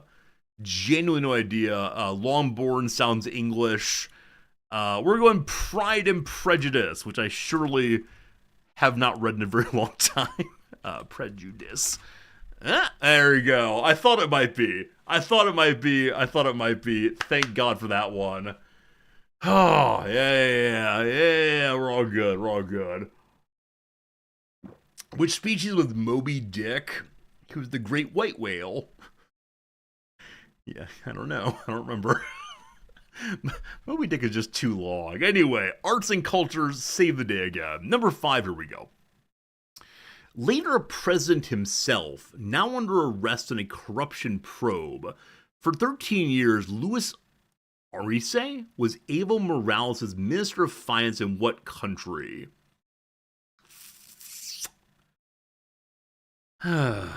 South Americans, I hope you're doing well today. This is a place where, because I'm disconnected from American news, it's not coming to mind. I'm guessing those of you who are following the American news, like, oh, it's Argentina. It's Venezuela. I think Argentina seems right to me. Is it? Rough. We're going to do this again. It's time to guess all the wrong South American states. I'm very sorry. In the 1820s, Upper Peru was briefly the name of the regions. Actually, southeast of Peru, they became what South America republic? Give me Uruguay. Brutal. A doubly unsurprising fact, Simón Bolívar's buddy Antonio de José de Sucre was the first elected president of what B country? Is it Bolivia? Alright, fine. Fine. Blue Link got it first with Bolivia. Blue Link lives in South America, though, so you're cheating, obviously. Is it Uruguay? It is. Only 8 points today. I don't feel exactly bad about missing the humpback whale. I feel a little bad about not remembering where the corruption is these days in South America. Very, very sorry that. Yeah, I wonder if the B country tricked some people into Brazil, despite the reference of Bolivar there. Anyway, how do people do today on this one? How'd we do, team? Push the button. We did a little bit above average. We'll take it all the way. Oh, very good, very good. Friends, it's time for a little game we haven't played in too many days. And the game is called Rizdactyl. We'll play it now together. Friend George has made some absolutely amazing updates to this thing. Am I able to... I can't show you all of them. But Friend George has been working very hard behind the scenes on making a pretty cool game for us. In which, oh, I skipped the real Redactyl. Oh, I forgot, I'm sorry. I was trying to keep this thing going. I'm sorry. Normal Redactyl first. Friends, put your words into chat. Any word you want to. Could be bassoon today. Could be something else. And then we'll do the Rizdactyl all the way. Alright, is it bassoon? None of those. Is it modern thing? 2 of those. The vacation thing? None of those. We're working on unredacting references here. Is it first? 14 first. Soviets. 1 of those. Is it a president? 11 presidencies. A he. 385 he's. Good luck finding the person here. Is it a pigeon? No he pigeons today, unfortunately. An event, maybe? 6 of those. A country. We have 7. The word help. There's 1 version of help. War. There are 31. Is it Gilbert? Gilbert and Sullivan. It's not. A premier. 2 of those. Vladimir. I can't spell the name correctly. Sorry. Vladimir. None of those. How about a monarchy? 9 of those. Is it Russia? I can't type. It is not Russia. Is it a regency? None of those. A politician? 3 of those. How about a monarchy? None of those. The word great? 6 greats? A great guess that. Is it a businessman? None of those today. Is it in India? 1 India. A leader? 11 leaders were on the way for sure. Does it reference time? 11 times also. How about a paradigm? Paradigm? None of those, unfortunately. French, maybe. French. 51 Frenches. American? None of those. How about the word period? 3 of those. Is it Bolivar? Can you imagine? It's not, unfortunately. Alfredo, wrong language, none of those. Period, I did a moment ago. Liver, we have 5 livers. Does it involve the world of science? Only 1 time with science. How about political? 25 politicals. Lawyer, we have 5 lawyers. Someone's a French lawyer. Get to all your French lawyers, team. Minister, there's 7 of those. How about a sect? 2 sects. There are no ers. He, we did before. A king, 24 kings. Is it an author? 2 of those. Does it involve the revolution? 45 revolutions. 1 person involved in the French Revolution. Which one is it today? Is it a Pierre? 4 of those. Is it a Robespierre? 330 Robespierres. Radicus, good guess on that one. Is it a marquis? 2 marquis. A cardinal? None of those. How about de Gaulle? That's 2 words, actually. So Gaul, there are none of those. Uh-oh. What's his first name? Is it Maximilien? Well done indeed. Maximilien Robespierre. I believe some of you guessed this person like last week sometime. We must have had some other one involving French people. I don't remember which one it was, though. Maximilien Francois-Marie Isidore de Robespierre was a French lawyer and statesman, widely recognized as one of the most influential figures of the French Revolution. Robespierre fervently campaigned for the voting rights of all men and their unimpeded admission to the National Guard. Additionally, he advocated the right to petition, the right to bear arms in self-defense, and the abolition of the Atlantic slave trade. A fascinating figure. Lots to say about that one. I need to read more about the French Revolution. I find it absolutely fascinating for a whole bundle of reasons involving possibilities, hope, and limitations, we might say. Good job on the Redactyl team. Why liver disease? Good question. No one gets Mongolia. Was there a Mongolia reference here? Liver. Okay. Whole word only. I don't know.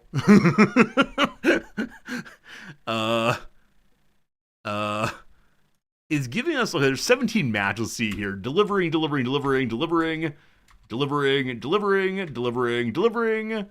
These are not words. These are not the word liver. Oliver Cromwell. I have no idea. Oh, give us the word live instead? Or live? I don't know. Anyways, isn't there somewhere? How dare you doubt the goodness of the the redactyl? It's always right in all cases. Pure shenanigans. All right, as before, friend George has made this lovely interface for our little Rizdactyl game.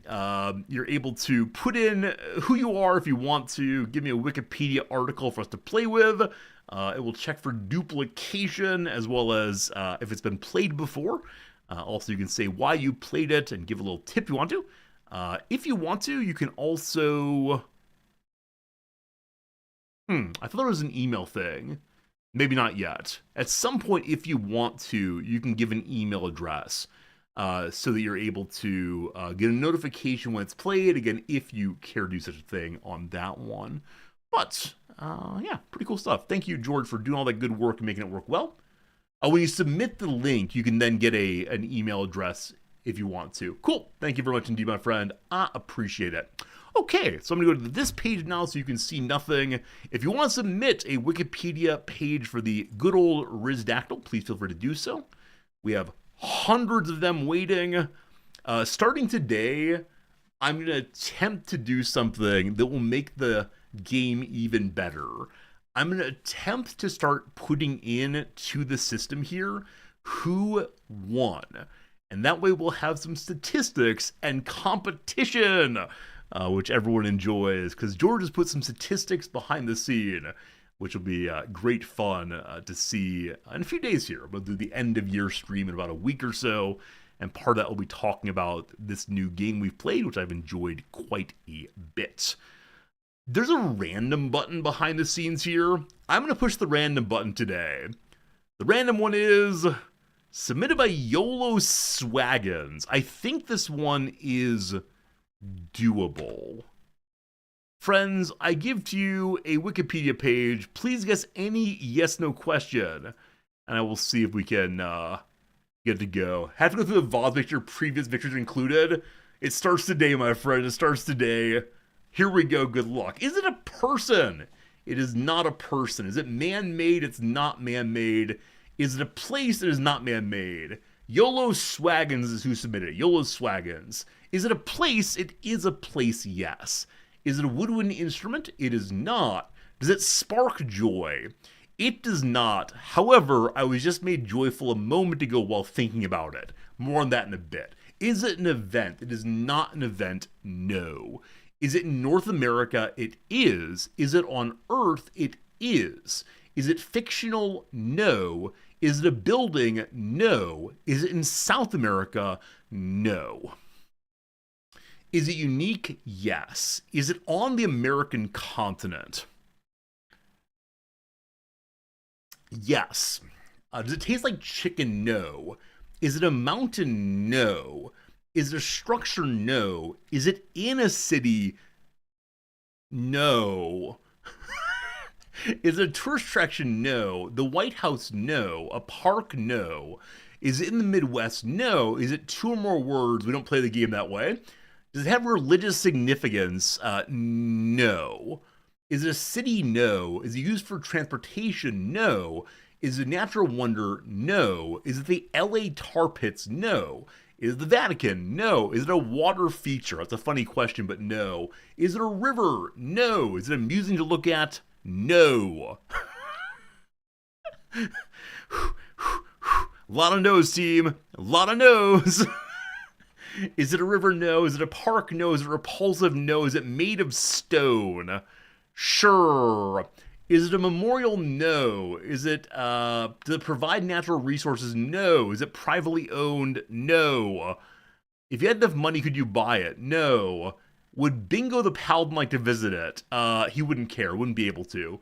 Is it a desert? No. Is it unusually large for what it is? I don't know. Do people vacation there? No. Is Mount Rushmore? No. Is it inside of a park? No. Is it a hole? Sure, it's a hole. Is it in the United States? It is not in the United States. No. It is a hole. We'll go with that one. Is it bigger than a football field? It is indeed bigger than a football field, yes. Not in the USA, to answer the earlier question. Is it a cave? No. Is it a cavern? No. Is it a canyon? No. Does it contain fire? No. Is it a crater? It is a crater. Gourlion, it is indeed a crater.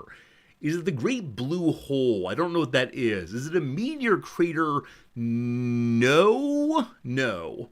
It is not a meteor crater. Is it the asteroid crater from 60 million years ago? Is it the Yucatan crater? I'll go with the first one there. Black Point, it is indeed the asteroid crater from 60 million years ago. Is 60 million right? One second. If it says 60 million, I'll give this to you.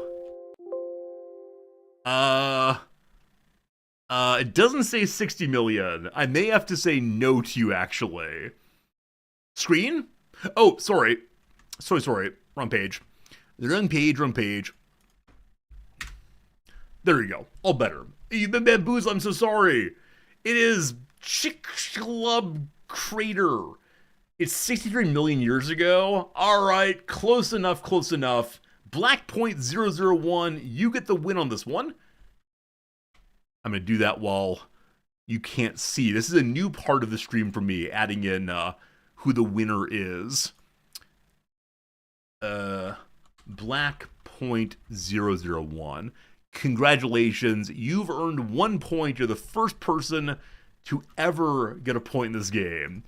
Apparently this thing caused some Cretaceous Paleogene boundary extinction event. A mass extinction of 75% of plant and animal species on Earth, including all the non-avian dinosaurs. Bye all y'all. There you go, team. Very sad. What would have been if this had not hit the Earth? I don't know. I'm not sure. That's how it goes. All right, let's go ahead and play at least one more, probably two more actually. That was a pretty quick one. I'm now going to pull one from the past few days. Yeah, I'm sorry there are redactyl points now, and I think I will have to make hard decisions occasionally about who wins and who does not win, and we'll have to just accept whatever I say is what it's going to be. All right, Black Point, this one was submitted by you. So Black Point, congratulations, you win one. And now, maybe, someone will get one of yours. Good luck, everyone. I see one on the screen right now. Fingers crossed on it all. Did I watch the Dinosaurs TV show in the 90s? I absolutely did. It's very, very sad ultimately, but very funny in places. Is it a person? It is not a person. Is it man-made? It is man-made. Is it a place? It is not a place. Not a place today. All the previous redactals are pointless. Oh, you. But no, not a place. Is man-made, yes. Is it an object? Is not an object, no. Oh, can I explain the brief happiness about the last page? Oh, very good. Let's do it after this one. Would you remind me to show you after this one? Thank you. Is it North American? No. Is it a work of art or literature? It is not. Is it art? It is not art, no. Not in the main sense of these things. Is not art. Is it still around? It is not still around. Is related to language? Not really. Is it taught at university? It would be taught at university, yes. Absolutely. Yep. Was it unique? Sure. It was a unique thing. Hmm.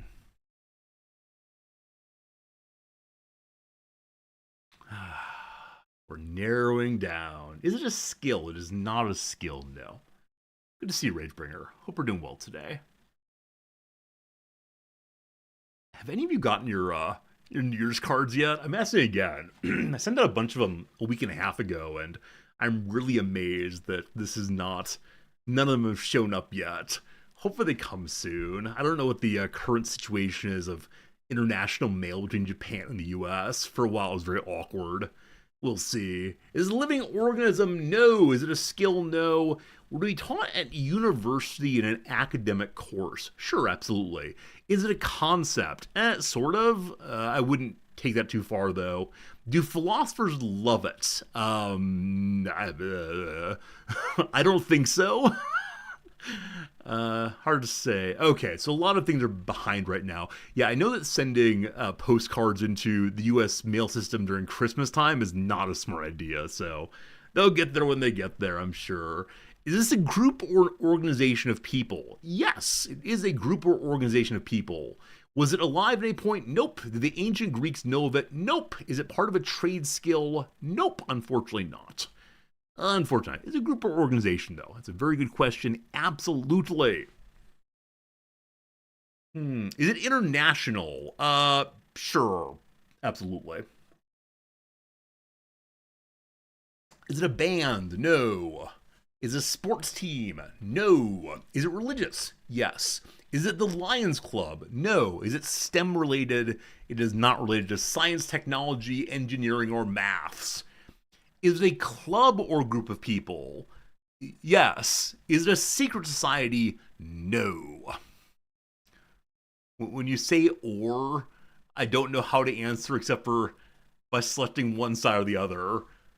So yes to an or does not mean both. Is it art related? No. Did it originate before 1550? Yes. Dogberry asked, does nobody expect it? Yes. I might give it to you off of that, Dogberry. I might give it out to you on that. Are women members? No. Is the group in the Vatican? No. Hello, Grobzilla. Good seeing you. Good seeing you. I'm going to go with Dogberry got it. It is indeed the Spanish Inquisition. I'm going to say that question is close enough because it's a delightful joke. Friends, it is the Spanish Inquisition. The Tribunal of the Holy Office of the Inquisition. Established in 1478 by the Catholic monarchs, King Ferdinand II of Aragon and Queen Isabel I of Castile. Last till 1834. There you go, there you go. Began with the end of the Reconquista, trying to maintain Catholic orthodoxy, and get away from papal control. That's a good one. That's a good one indeed. I need to show you something in a moment here, as I would show you before. But the winner today on that one is going to be Dogberry 99. Thank you, Dogberry, for playing. Good job on that one. Well done, well done. Okay, so the thing I wanted to show you all, I said before that I was briefly delighted when we discussed the crater that destroyed the dinosaurs. Watch this.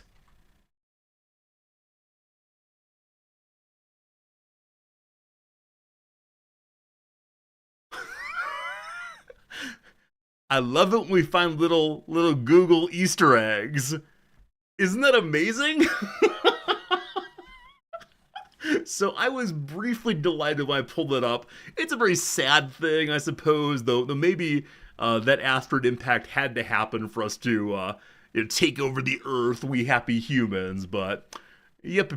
I should look up Festivus. Wait, Festivus has a fun thing too? A Festivus for the rest of us? Hey, there's the Festivus poll. That's great.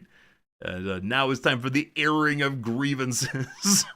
You know, chat, in the past year... Happy Festivus, everybody. Happy Festivus. Very good. Oh, I should also mention, tomorrow is Christmas in Japan, so probably no stream tomorrow morning. Nams and I have morning traditions for Christmas that we want to maintain if possible.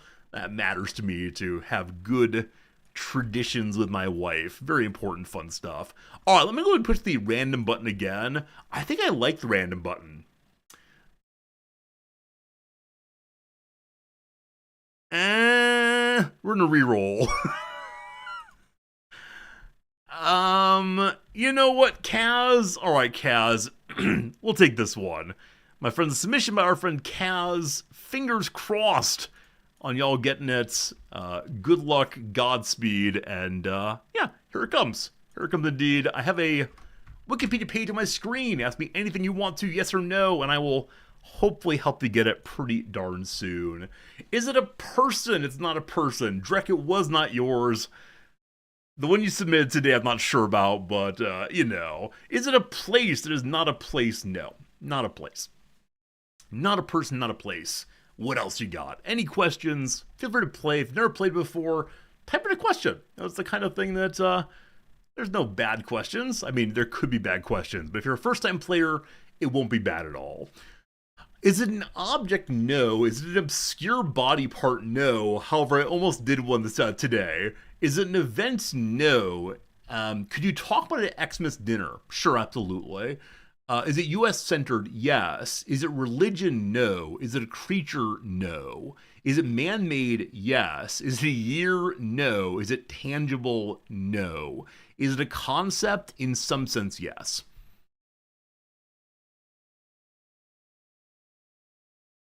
Is it meant to be edible? No. Was it made before the year 2000? No. Is it a font? No. These are not bad questions, these are bad submissions. Is it a two-party system? It's not. Is it related to music? It's not. Speaking of which, January 1st is coming. You see who's going to help with the inauguration of the mayor of New York? Is it one Bernard? Is it one Bernard? It can be. Is this related to politics? It is. Is it used for entertainment? It is not. It is not entertainment. It is politics, yes. Oh, Bernard. We had a chance, didn't we? We had a chance, team. Maybe the chance will come again. Is it the Electoral College? Is not the Electoral College? No. No, no. No, no, no. No, no, no. Is it a caucus? No. A convention? No. An organization? No. Is it Mimi? A little bit, sure. Is it a party? It is not a party, no. But definitely, among the political things we could call Mimi, sure, why not? Sure, why not? Is it an ideology? It is not an ideology, no. Not an ideology. The part of an election, no. Was it an event? No, it was not an event. Is it related to a U.S. election? No. Does it involve dancing? If only, but no. Is it idiot related? I'm gonna say no on that one. Is it a specific election? It is not electoral, no. Is it about Trump? It is not about Trump, no. Is it a position like the presidency? It is not a position like the presidency, no. Is it a movement? It is not a movement, no. Not a movement. Can it be used to conquer the world? It cannot be used to conquer the world, no. No, no, no. No, no, no. How am I going to get y'all there? How am I going to get y'all there? There's still lots of good questions to ask, but is it something people do know? Is it a group of people know? Does it primarily concern foreign relations? It does not. However, ... Is it a law-related? No. Is it a theory? No. Has anyone died because of it? Because of it, no. But could you shout at a rally? You could shout at a rally, but no one would chant along with you. Is it related to finance? No. Is it involved in conspiracy theories? It is not involved in conspiracy theories, to my knowledge at least. You asked my years before. That could help a little bit, possibly. Did it predate 1900? No. We have already the post dates 2000. Is it a group of words? It is a group of words. Yes, Cypher, it is a group of words. Good one. Is it a law? It is not a law. Did the ancient Greeks know of it? Interestingly, yes, but not directly. Is it a slogan? Not exactly, but... yeah, not a slogan. However. Is it revolution? Is not revolution? No.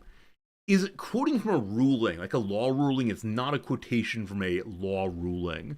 Is it a motto? It's not a motto. No. Is related to the night sky? No. Internment? No. Does it have to do with diplomacy? I'll go ahead and give you a little bit more now. In this particular instance, it had to do with diplomacy, but doesn't have to, no. Mathematics? Not mathematics, no. Yeah, it's not a motto, not a slogan, but you're in the right neighborhood with that as a group of words. It is associated with the Obama administration. It is not the Obama administration from which this comes. No. No. Does it relate to Manifest Destiny? No. Is it Mission Accomplished? Oh, goodness, no. Is it a title? It is not a title. Related to astronomy? No. Unfortunately not. How do I get you there? How do I get you there? Is it an axis like one of evil? I mean, I'll say you're in the right era, but no, it is not an axis as of one of evil, nor a coalition of the willing. Is related to the Bush administration? Yes. To W himself? No. Would you shout it with excitement? Probably not. I mean, you could, but no. Is it freedom fries? No. Housing collapse? No. No, I don't want to make us all sad. Is it shocking? It is not shocking. Is it weapons of mass destruction? You're in the right neighborhood, but no. Is it Bushisms? No. Is it as you dodge a shoe? No. Like I said, it's not W himself. The Hanging Chads? No, it's not the Hanging Chads. Is it about Cheney? It is not a Cheney thing. Is it doing a hell of a job, Brownie? No, all these great Bush phrases is not him. Is related to war. It doesn't have to be, but in this case it was, yes. A Nooster got it! There are unknown unknowns. This ridiculous speech that Donald Rumsfeld gave, which actually is right on, but just shouldn't have been presented the way it was presented. There are things we know, the known knowns. We also know there are known unknowns that say we know there are some things we do not know, but there are also unknown unknowns. The ones we know we don't know. There you go. A fine submission. The there are unknown unknown speech. And again, I think this is actually a really important point, just made very, very awkwardly in that situation. Good old Donald Rumsfeld. It can be a joke now, no problems. All right, that was gotten by Nooster. Good job, Nooster. You've earned a point. Well done. Well done indeed. And it's time for us to do just one more, and then we'll get on to our Baldur's Gate 3 today. We've been live for 2 hours already. I'm sorry. I mean, the vacation intros always go a little bit long with showing you pictures and so on. But. That's a really interesting one. Okay. I won't say anything about it. This is submitted from Dwayne. I don't know if you want your whole name right here, but Dwayne, you submitted this one. And so if you're Dwayne, please do not ask any questions. Okay. George, if you're up for making modifications to the admin board, if there's any way to alternate the colors from line to line, that'd be cool. Reading across a little hard for me sometimes, unfortunately. That's right. Developer, go develop things. Here we go. New one on screen. Last one for today. Good luck to everybody. Is it a person? It is not a person. Is it The Rock? No. Is it a professional wrestler turned actor? No. Is it pleasant to think about? For some people, I'm sure, but not for me. Is it a book? It's not a book. Is it man-made? It is man-made, yes. Yes, indeed. Oh, Dr. Possible, exactly. Exactly right. I think when you're giving a quick speech, people are ready to lampoon its form rather than content often. Is it a place that is not a place? No, not a place today. Good submission, though. That's a good submission. I think we'll enjoy this one. Is it something people do every year? No. Yeah, George, no problem. It's actually when I want to select one, and then I look over to see who submitted one. And I'm like, oh boy. And then selecting the Platus one, just the line's too long for me. Sorry. Is related to love? No. Is it tangible? No. Organic, no. An event, no. A lot of no's so far. A lot of no's so far, my friends. Definitely man-made. Definitely man-made thing. Thing. Non-tangible. Not tangible, though. Non-tangible kind of thing. Not for touching. Is it a concept? I'd say no. Is it still around? Absolutely. Is it a group of words? In some sense, is a group of words? Sure.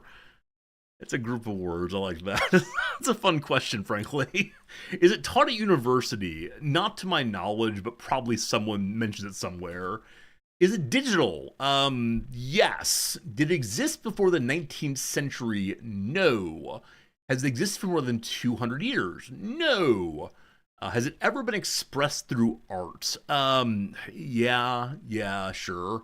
I'm sorry. I should be a little more enthusiastic about that. Yes, it does include art. Is it NFTs? Oh, you're breaking my heart. It is not the NFTs, no. Is it a song? It is not a song, no. Does it primarily exist in a series of tubes? It is not only involving the series of tubes and the dump trucks and so on. Are there competitions about it? Not that I know of. Does it have to do with AI? No. Is it a character? No. Would I call this scam? I would not call it a scam. Is it a performing art? It is not a performing art, no. No. Is it internet related? I don't think so. Is it a non-performing art? I mean, okay, right. The art thing's tough. It is not a performing art, but it might include performing art. Is that better? Sure. Does it require more than one person to create? Yes. Does it relate to a game? It does not. Is it buying a license for WinRAR? I think I've shown you that website before where you can post a subreddit rather, where you can post pictures of people having bought WinRAR. It's not that, no. Related to sports, it's not sports. Related to software, it's not software, no. No.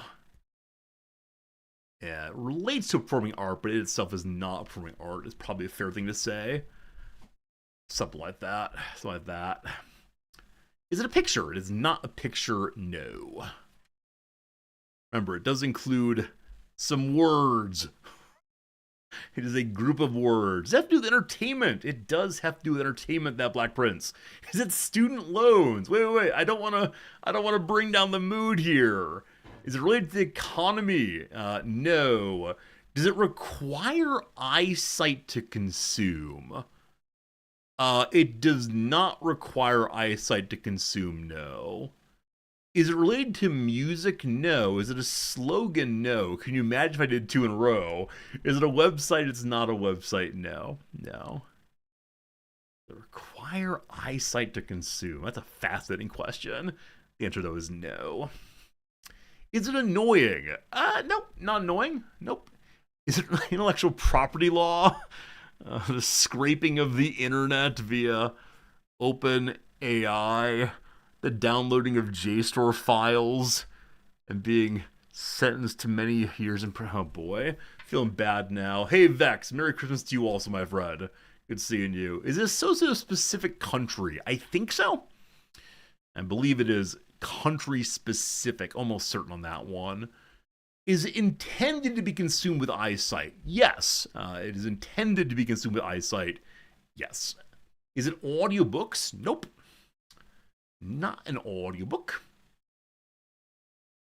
Yeah, unfortunately, the questions take us down weird paths. It's fine. We'll get there eventually. Is it associated with the U.S.? It is not associated with the U.S., no. Not American. Is it a game? It is not a game, no. Is it a video? It does include video, sure. Does it contribute to modern day society in a meaningful way? Not that I know of. I mean, yes, but no. It's related to the movies. It is not related to the movies, no. Is it a movie? It is not a movie. Nope. Nope. I think. Yeah, not a movie. Is it a recording? It can be, but not primarily. Or sure, it's a recording.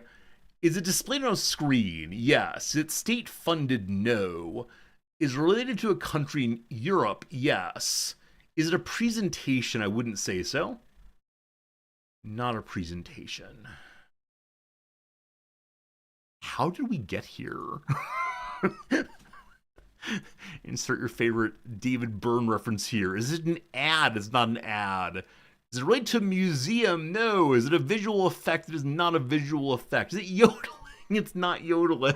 Thank you for being Hey, a friend. Dinolphin, thank you for the resubscription. 20 months of pushing that Prime sub button.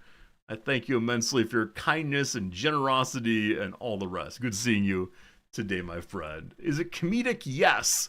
Is it a flying toaster screensaver? No. Is it a map? No. It is comedic, though. Is it fun? I think so. I think it's a fun thing for sure. Was it created by an amateur? No. Was it created by a company? Maybe. I'm going to say no on that one also. Does that have to do with streaming? Not primarily. Is it British? It is a British thing, yes. It is a British thing indeed. Is it an award? It is not an award, no. Is it quite interesting? It is not QI itself. Is it Monty Python? It is not Monty Python, no. What other British things do we know? Is it political at all? I cannot tell you. Everything is, ma. Is it Indifference to the King? We're all Republicans here. No, it's not. Simcopter, happy holidays to you also, friend. Thanks for stopping by and saying that. It's good seeing you, Sim. Is it a panel show? No. Is it Ted Lasso? No. Is it from Doctor Who? No. Is it a panel show? No. I read that twice. But no, it's not a Doctor Who thing. Was it on TV? It was on TV. Yes. Does it involve the royalty? I don't believe so, no. Does that have to do with Rowan Atkinson? I don't believe so. Is it a comedy act? It is not a comedy act. Blackadder? No. Is it especially associated with London? I don't believe so. Faulty Towers? No. Is it the Panto? This is the right time of year for Panto shows, isn't it? But no, it's not a Panto show. Is it Coronation Street? No. Is it Red Dwarf? Radicus, your first points. Congratulations, Radicus. I've never seen Red Dwarf. This is one of the series of British shows I've just missed entirely.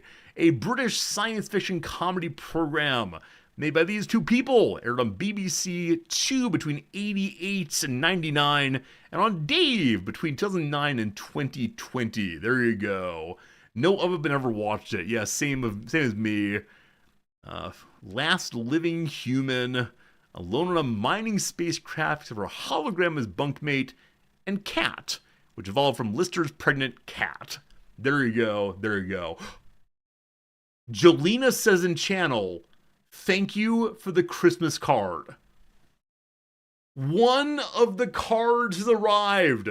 They actually are making it places. Jolena, you're the first person to get one this year. Congratulations. I'm glad you like the New Year's card. That is making me happy. Hopefully everyone else's arrives very, very soon indeed. And Jelena, thank you for letting me know, seriously. That feels very, very nice to know that the mail works sometimes. Hooray! All right, let me go ahead and put down that Radicus won that one. And then I believe it is time for us to go ahead and play a little game called the Baldur's Gate 3. Baldur's Gate 3 indeed. All right, Radicus. Why do you all have numbers on your names? Why can't you just have words? Radicus 9, you solved it. Congratulations. Today we've given 3 people 3 points. Winner, winner, chicken dinner. Fascinating. Fascinating. We now have stats about who has submitted the most ever and what fields are from most of all. It's fun. I look forward to sharing all this data with you behind the scenes sometime pretty soon. All right.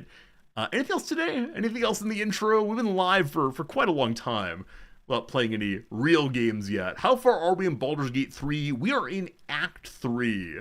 So at this point, I'm going to begin turning our attention to Baldur's Gate 3, which to say, if you want to avoid spoilers entirely, now is the time to focus your attention elsewhere And, it's cool. No worries at all. But if you want to stay and chit-chat and hang out, I'd appreciate that quite a bit. I know it is the holiday season, so let us give you some warmth and comfort here if you'd like.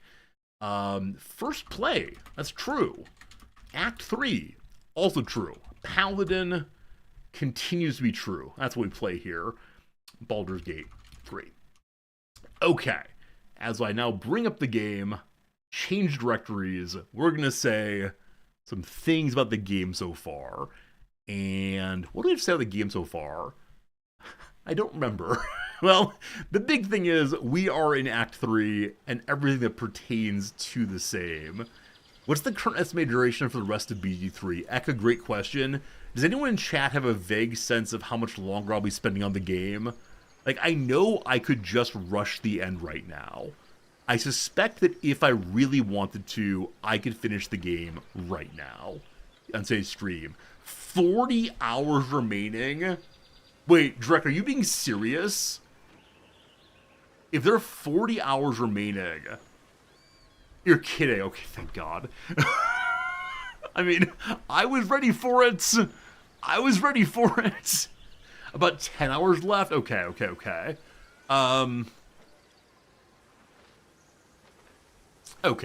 So, if it's 10 hours remaining, we'll get done with it this week. 5-10 hours? Okay, we'll see how it goes. Probably 1 to 2 weeks my pace. I'll run a little faster if need be. Oh my goodness. Alright, we're loading into it. As you're probably aware, to get to the end of the game and do the thing that you need to do and save the world, etc., you've got to deal with 3 things. I have dealt with 2 of the things. Which to say, we've now killed both Ketheric Throm, as well as killed Gortash.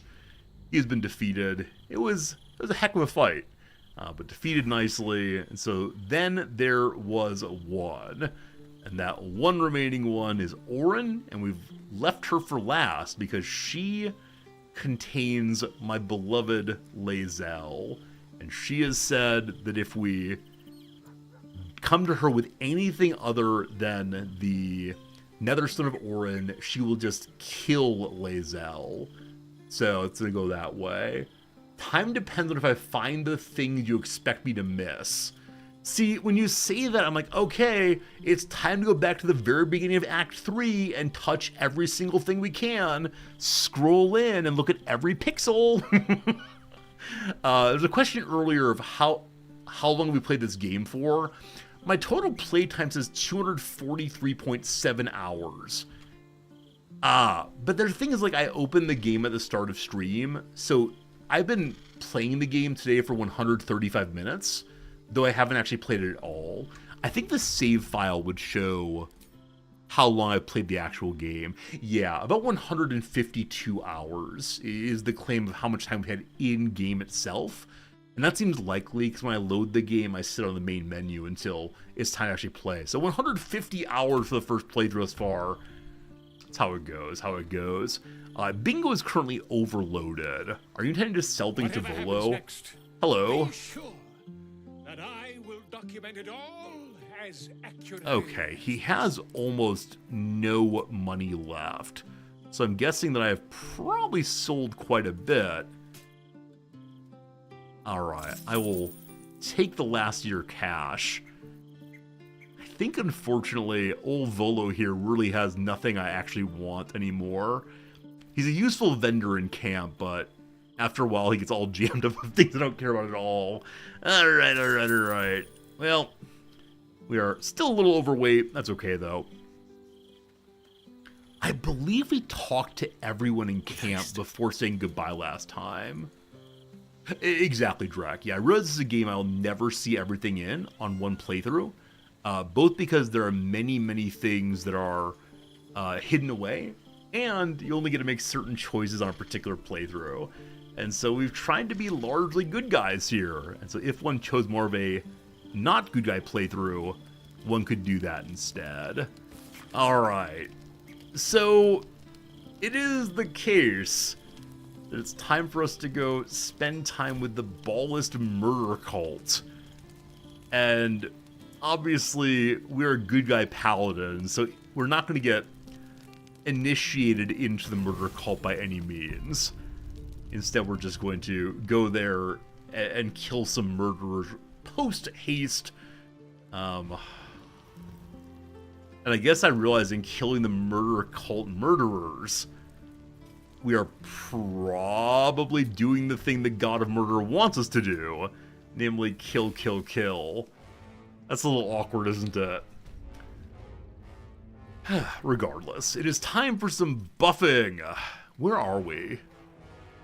Okay, so this is the area we fought Gortosh. I'm guessing I looted everything already. Yes, so it looks like we've looted everything of note and interest already. And we finished up here, and I went to camp ahead of heading out of here, I assume. Sorry for the swaggish walk, it'll be done pretty soon. Yep, we've looted pretty well here, so... Red chest with a red icon, even if you never touch them. Oh, really? What's inside? Oh, I thought they were... Oh. Let's check more then. Well, that's empty. And I know I read these letters earlier. One moment. I'm like 95% sure I checked everything. I know it's been a long time though as vacation went on, so it is possible we missed it all. Over here there is a box. The box is empty. Alright, one more march. One more march. One more march. We'll check this chest, and I think we'll call it good right after that. And then, we need to get the Orphic Hammer. But as I said previously, I don't intend to get the Orphic Hammer until we've freed Lae'zel. So that is the next task for us. I think Baldur's Gate is nearest to the blacksmith who'll give us the most money for our things. I do believe. It's a strange thing feeling that I'm getting close to the end of this game, knowing I can never play it again for the first time, but still knowing there's quite a bit more to do. Like, I think we haven't explored the part of the city that Shadowheart's temple is in. I think it's the far west of the city, and I've walked past it a few times, so... Gotta do that. Gotta do the Orphic Hammer thing. Gotta free Lae'zel. I was told last time that if I go and free Lae'zel, but... Slain! Joy! Freedom. Close. Help me. Help you. Reciprocation! Watchers! Ignore you. Foundry. Neutralized. Witnesses eliminated. You walk free. You one task. Kill Orin. Kill Orin. Kill Orin. Kill Orin. I'm just saying. Well... So I recognize that as we, goodness. I recognize that as we kill the people that are controlling the Elder Brain and take their nether stones, it is then our duty to control the nether, the Elder Brain rather, or to recognize that it's going to go free and cause some big problems. I know I need to go kill Orin. So I was told last time that even if I go and kill Orin and have her stone also, I'm still allowed to do other quests. It's not as if I go immediately into an endgame from which there is no... One second. Wrong place. from which there's no exit. Is that still true? Like, I go kill Orin, I get Lae'zel back, I can do other quests before going and fighting Big Boy. Is true. Okay, fine, thank you. Alright, there's a recognition that Gortash is now dead. I think we haven't really talked to anyone since that happened. And I wonder if it's commonly known that we bashed Gortash's head in. There was no one in the room who survived. We were the only ones in the room where it happened, the room where it happened, the room where it happened. I'm not approaching a point of no return. Thank you for that. Thank you for that. Now, we gotta figure out how to go to hell, apparently. I need to find a way to go to hell that does not involve me breaking my oath. As long as I say I'm going to hell to kill demons, I think that's acceptable. Or I'm gonna claim it's acceptable at least. Hopefully the game agrees with me. If you were my DM, and I as Holy Paladin guy said, I want to open a portal to hell, but with the strongest intention of going and killing demons, would you let me do this without being evil? Is that acceptable, or would that change my alignment? If it weren't for you. Alright. Show me the big heavies first, please. How much money you got, boss? 7,000. Good. This fabricated arbalist. So this is an item off of Gortash. It lets you fire the power of the sun one time, which I think is pretty funny. It does more damage. I mean, I don't really use bows at all. I'm gonna be honest with you, this is just money. I'm very, very sorry. I recognize that, like, bows are cool, etc. However, they're just a minor part of the playthrough, unfortunately. That's the truth of it. The Call for Authority. Yeah, this is one that was worn by Gortash. I think we just sell it. It's hard to say. Okay, so is hell inherently evil, or the people that reside there make it evil? Whoa, man. I don't know. I think it's like the opening a portal to go to hell. It's the portal part that worries me. Like, if you have to, like, give the blood of a virgin and like 5 hairs of a cat and pledge your soul to the eternal demon gods. Like, I don't know. I don't know what that would lead to when it comes to one's relationship to the divine or to nature, right? We're apparently loyal to nature. And so what if, yeah, we're getting portals going. I don't know. We're gonna go to latest now. Find other junk we have. Good. Old monster. Can't imagine ever using it. Selling some books. The jack boots. Bonus to charisma checks. So this is the kind of item I would like to equip when it comes to combat. Or not, sorry, to conversation. In this game, though, I just don't know when conversation's coming and when combat's coming. And it's because that I often don't wear these items at the right time. I'll hold on to them with the thought that, gosh, maybe I'll use them at some point. Okay. Gale, what new stuff did you get? Yeah, a bunch of these maces and so on that we looted are ones that we will just sell now. We have some nice items from Gortash's wardrobe. So I'll probably do something with that at some point. And then Jaheira, the Beast of Burden. I believe everything she is carrying goes straight in the hopper. Okay. I'm relatively sure. Well, what's this? Elegant studded leather. Stealth stuff. Never mind. We don't need any stealth stuff. This cloak is for Fae people. I think that's it. I think we'll just take the money for right now and run. Cool. So no longer encumbered. It is now time for us to do our buffs. Blessed buffs of beginning our day. Hello, team.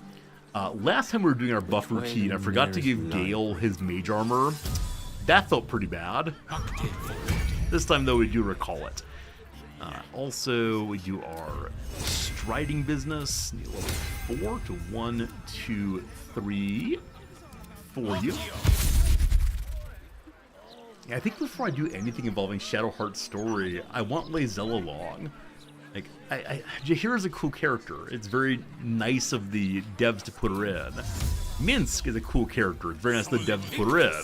Or him in, rather. At the same time, though, it just... Lae'zel is the person we've been with for the whole playthrough. So we just can't say no to her, right? We have to say yes, yes, yes, yes. You are the correct part of the team. Now, some of you are going to say, well, that's the case, Zordy. Why didn't you go save her much earlier in the game? I've got a long road ahead. Right, it'd be a horrible, horrible thing if we went and tried to save her and Orin just killed her. Not okay. Not okay. We have more light to cast. I believe we have a cantrippy light on Shadowheart. Gotta better organize these things. What are you doing? Everyone's jumping around. That's pretty weird. There it is. Cantrippy light for you. Very good. There is a light ring we can do also. I'm going to hold off on that. Okay, so we know of two things now. Possibly two ways into the same area. One is a door where you have to hand in some hands. And one is a door where you have to say a magic word. I don't know if they go to the same place. The one where you have to say a magic word is closer to city center. So I'm guessing it's less of an immediate concern, less terrifying than the other place. This might be absolutely untrue, but we'll see how it goes. So I wonder who I should talk to about Gortash being dead. I talked to the Duke last night, and he did not care. It was very awkward. We ran into the Duke and said, Gortash is dead. Actually, we had no opportunity even to say that. But, heading downstairs, through a secret door, marked with the sign of murder and death and so on. A new place for us, the Ballless Crypt. Expect that everything here belongs to us because it is evil. And so stealing from the evil does not count as being evil, I think. What are these? What are these things here? Parchment. Flaming fists this way. Uh-oh. Uh-oh. Have at least some of the Flaming Fists joined the, opposition? This is clearly a Flaming Fist shield.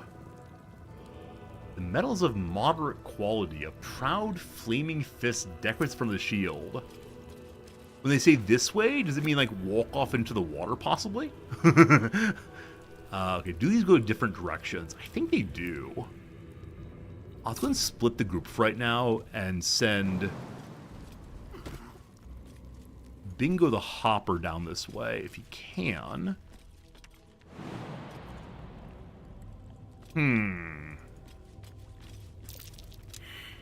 Yeah, this wall right here looks a little bit phony. Can we bash it, even if we can't see it has a health bar? No. Alright, the rest of the team that's come visit Bingo. So that's progress. And I'm guessing someone will see there's something here. Aha! There's a tripwire that someone immediately walked into. Alright, traps galore. We discovered the traps and walked into them anyway. You fools! You absolute fools. Alright, so there's a way to continue on to a bit of treasure. I have a lot on my mind. Bingo with the most health. Well, you will head through there. Please no more traps. What's in the box? A little bit of cash. A little bit of distraction for the Flaming Fist. I'm guessing that's how the Cult of Evil ensures the Flaming Fist do not find them. As someone nicely said, when I first killed a character you all loved, evil is, or sorry, good is dumb. I don't think Bingo's dumb. I think he's just endlessly devoted to the one task. But, Yeah. Absolute foolishness. Is good dumb? I think that the claim earlier was that my good character was unable to make subtle distinctions by being endlessly loyal to vaguely articulated claims of goodness and right. But I don't know. Many people were very displeased with old Bingo a while back. His brain's been poisoned by religion. Oh, that's a strong claim. A strong claim. But maybe just. Alright. Step into the tribunal antechamber. That which guards, that which lurks, that which watches. Oh boy, Bingo. We have some hands. Well from gifts thine own, or I shall rend thy flesh from bone. I killed to be here and took the victim's hand as proof. I offer myself. I've got several powerful magic artifacts you can take. How about gold? I've got plenty. I care not for what you seek. Stand aside. I mean, we do have hands. We ourselves did not kill the victims, but we did kill the person who took the hands. I'll go with that. It's vaguely stated but true. A grasping hand, an offering vile. Enter now the Dread Lord's trial. All right. Martial Undead. What's that? An undying magnetism grants the Death Knight and nearby undead advantage against being turned, and Soul Oath. The creature sworn a Soul Oath practices Dark Master. Should the Master die, the creature will also succumb to death. So I wonder if they'll all collapse when Orin goes. Also, I do kind of wonder if I should just fought my way through them. I don't exactly know what the appropriate paladin thing to do is. There's going to be a limitation, I suspect, to what Bingo's willing to do in here as a trial of death and such. Something good here, I hope. Well, I gotta find a way to find Orin, so... Here we go! Murder Tribunal. If they present like some sweet selenite to kill, we will not be doing that. Alright. What's in the middle here? Echoes. Echo. You gaze upon murder's progeny, child. His most ill-trusted Sarvok? zealots. Sarvok? His faithful departed.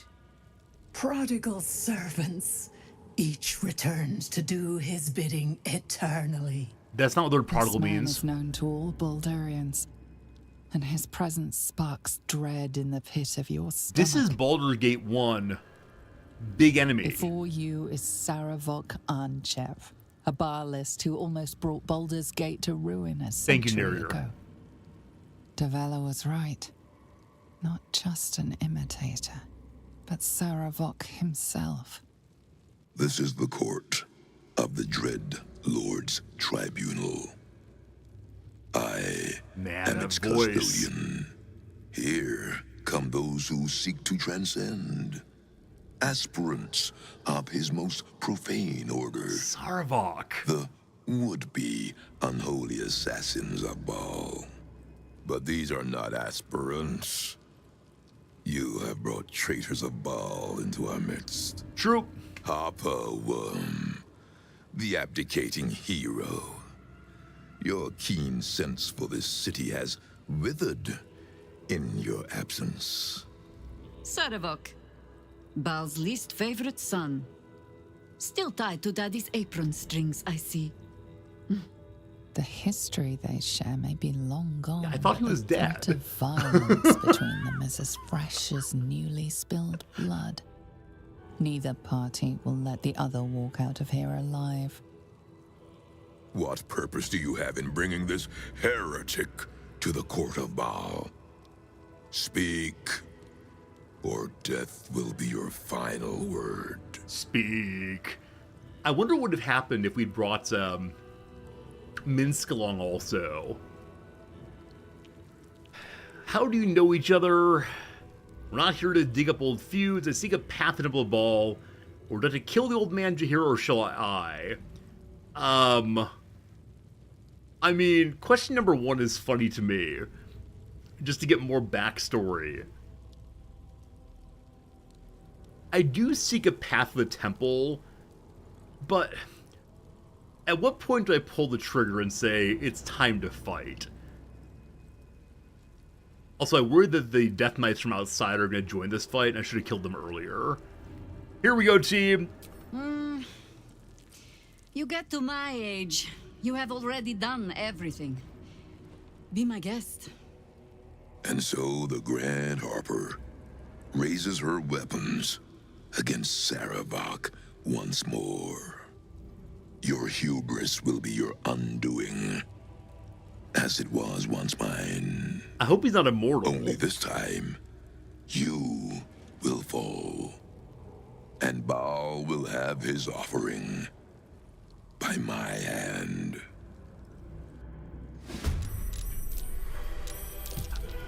I thought we'd be fighting Orin down here as a big fight. But here we are, fighting somebody else instead. That's crazy. Crazy. And so yes, the ones from outside have joined in. That's not great. This is a place where we have things like holy water and turn undead and so on that I never use and probably should use. Legendary resistance. A plus 10 bonus to its next saving throw. You can use this 3 times. Am I hearing dump 3 magic missiles into him? Probably. Exceptional plate. 2 less damage. First blood. On a hit, inflict bleeding on targets that have maximum HP. So you want to be a little bit wounded against him. Can't be disarmed. Gets an opportunity to attack. Indomitable. Okay. Wait, is this maybe an iron golem? Oh, you become as durable as an iron golem. Got it. Another human. These very, very old humans. Oh, resistance is not used against magic missile? Because magic missile is guaranteed to hit. What about the riders on magic missile? Like things like the lightning that comes off of the standing in water. Can those be resisted or no? Because if so, I could still use my 3 magic missiles. We'll see anyway. Okay, and there's these 3 ball spawn essences. What's that mean? You look disgusting. When Sendai dies, Sarvak's AC goes up by 6. Huh. Okay, they have longer range on their spells. Disadvantage on Sun. Okay. So cast Sun here. Number 2. The Echo of Amalison. I don't remember these names. Am I supposed to remember these names? The Echoes here? They were in BG1 as well. Yeah, I just don't remember, unfortunately. Okay. When they die, Sarvak's attacks will heal him for a bunch of HP. So what I'm seeing is we want to not kill these 3. There's probably a place for, like, Hold Human, Hold Ghost. That one spell that priests have in World of Warcraft, like the little chain thing. Chain Undead, maybe? Very useful here. If we kill you, Sarvak will be permanently hasted and unaffected by any slows. Okay, so these 3 enemies need to be kept alive. I now greatly wish I killed the ones out here first. But to kill Sarvak before we kill these. Cool. For the fallen. How do we do this? I think I'm gonna run away and fight these 3. That said, I'm kind of guessing that the Soul Oath is to Sarvak. Sarvak Anchovy. Good. And so if we go all in on him, if I had Jaheira, it would be much, much easier, but no.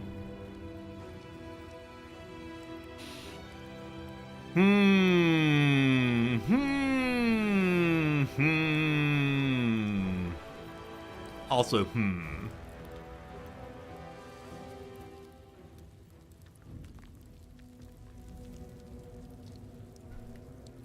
I'm considering doing Wall of Thorns behind us and trying to lock down these three. I hardly ever use Wall of Thorns. It's a big level 6 slot spell. Is it the only level 6 I actually have? Oh, haste also. No, it's 3 of movement. I can't read. That's a 4. I think it's my only level 6.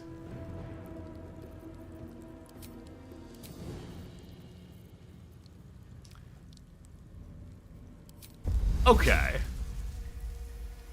I'm gonna do this.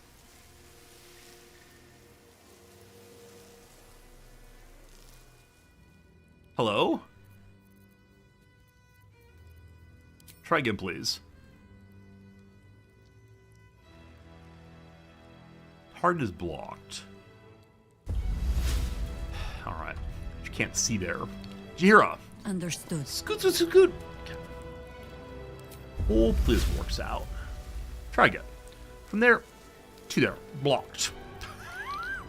How about just here then? Blocked. So the doors disallow this. Fine. No, you fool! Oh, stop running around. Oh, boy. That's not good. Target's blocked. Target's blocked. Team, is there a reason target's blocked? Can she not do this indoors? There we go. Okay. Hopefully that gives us some time to deal with them. Also, I'm going to summon the grabber in the middle as well. Slow him down. All very good. Hello, Stormy. How's it going? First time here, boss. Hello, boss. What difficulty? Normal difficulty. How much lower city have I explored? Someone in chat will need to help you with that one. Please don't spoil anything as you explain where in lower city I've been and not been. A fair amount? But I'm not sure if I can tell you where I've been and not been. There's just too much of it, unfortunately. Alright, Jaheira, good luck. One can't always be a gentleman. Beloved Gale.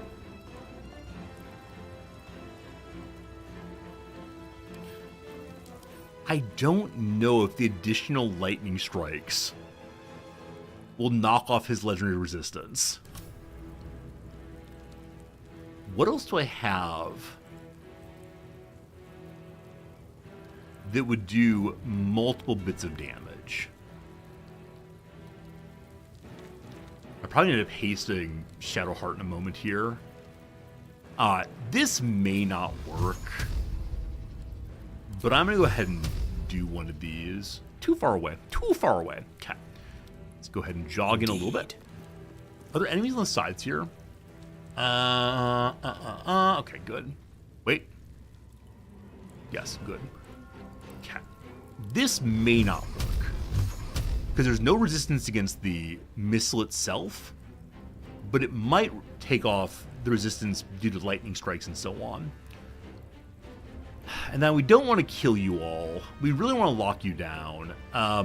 I can boop each of them once as a way of lowering their chance of doing like successful hits. And I can't reach behind. I guess because that I can step down, like honestly, to level 1. 1, 2, 3, and then boop. Did it knock it off? It did not.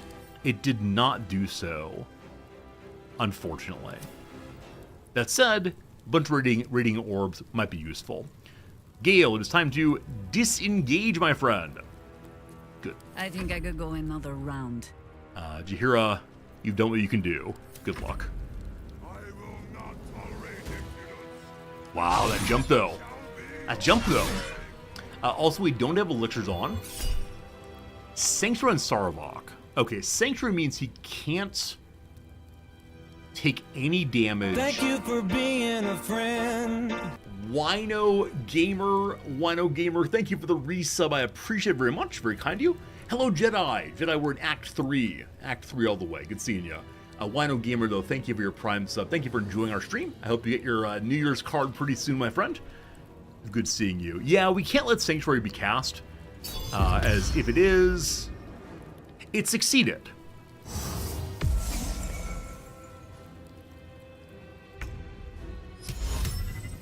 That's kind of lame. I only used a level 3 counter spell. I thought Sanctuary was a level 1 spell. Well, that's unfortunate. Also, Warding Bond makes it such that if we do damage to Sarvok, this character takes damage also.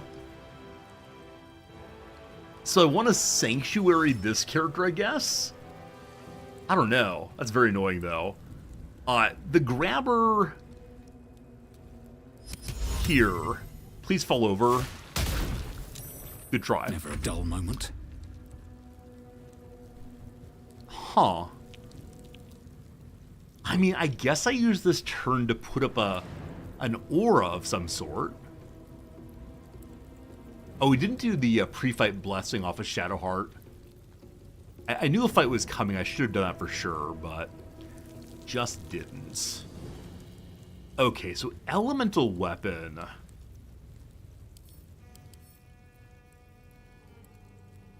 He has resistances to basically everything right now. Now, is that just because legendary resistance? I assume so. So there's probably nothing in particular I should bless that way. Crusader's Mantle, bonus damage for 10 turns. Yeah, maybe. I don't know. Alright, Turn the Faithless. Fey and Fiends. No. Command. Probably not. Poison. No. I can restrain an enemy. I could try to restrain Brother Man here. Like, Sanctuary is only damage, correct? Can't be targeted by spells. Oof. Oof indeed. Gain attack rolls against undead. Siri just a human though, correct? Just a human though. Alright, I'm putting Crusader's Mantle on, I guess. Feels weird, man, but fine. Hopefully there's no more Sanctuary in the near future.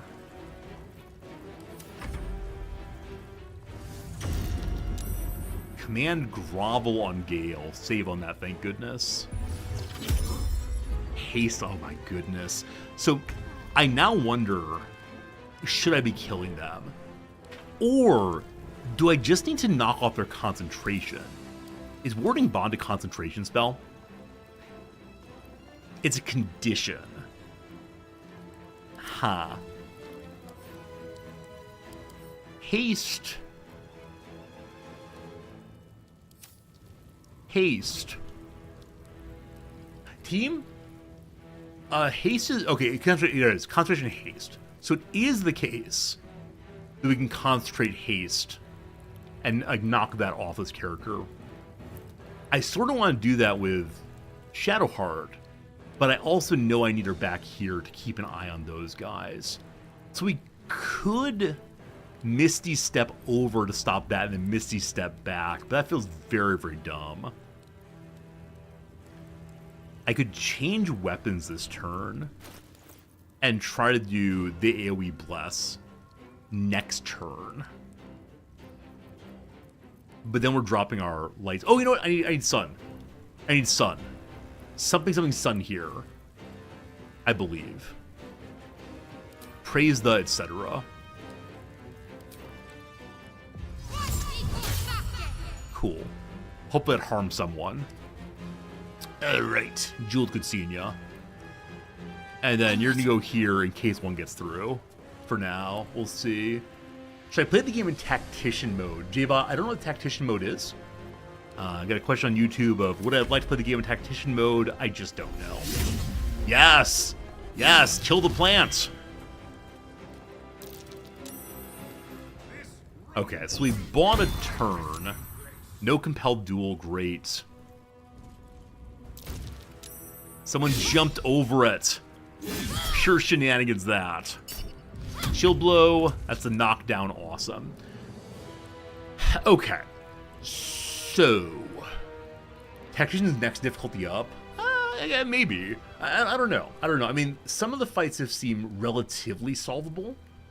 Other fights have been a bit of a strain for me. So I'm not sure. Yeah, I'm not sure how I would have done next difficulty up. For first playthrough, I'm fine just doing normal to learn the game. Yeah, in certain moments, a harder difficulty would be fun. In others, I don't know. Yeah, so my answer is, I'm not sure. I think I often have a feeling of, oh, I should be playing on a harder difficulty because I'm streaming, but who knows.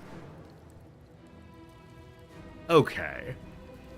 I sort of kind of want to see if I can knock off the concentration.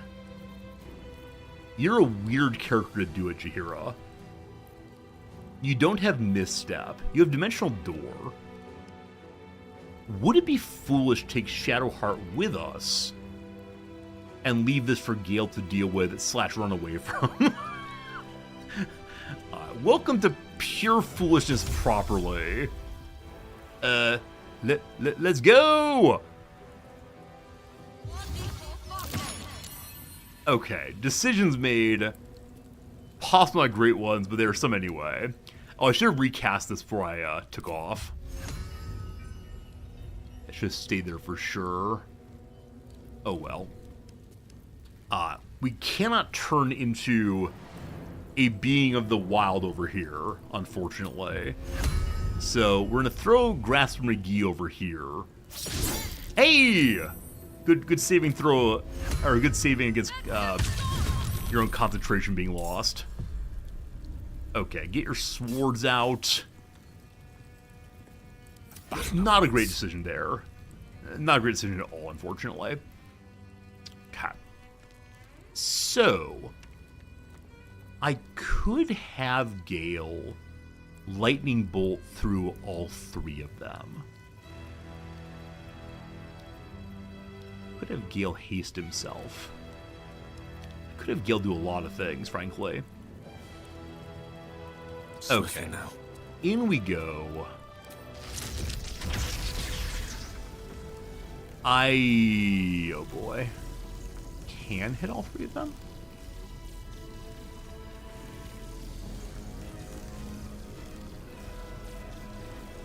I believe I'm hitting all 3 of them here. True? True. My apologies to the Wall of Thorn. Level 4. Please hit everyone. Sure appreciate it. Okay. We did some damage.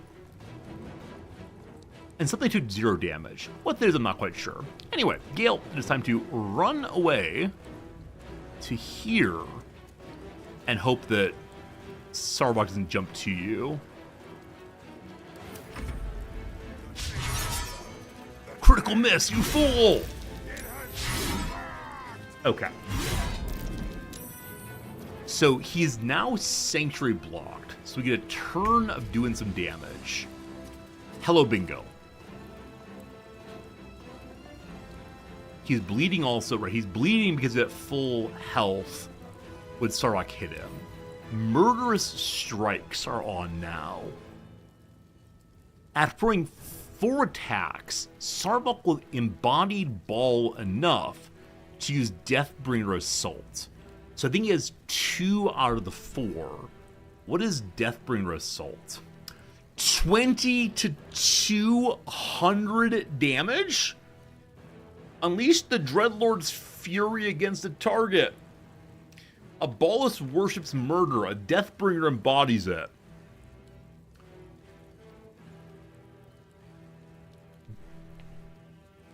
Cool. Oh, man. Well. Well.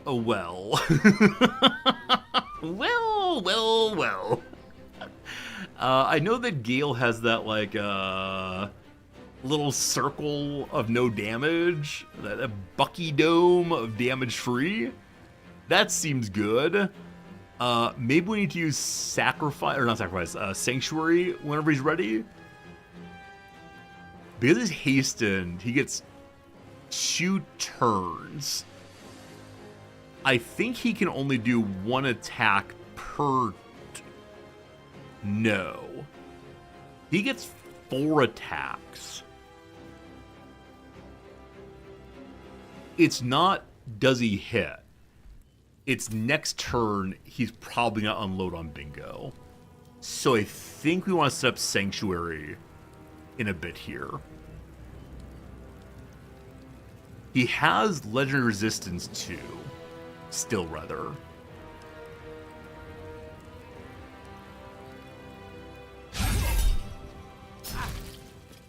Okay. We bumped him once. We're not all in, are we? We're not.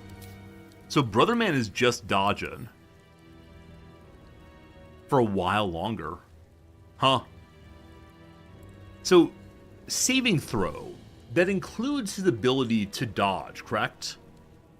So in the... I mean, are we missed?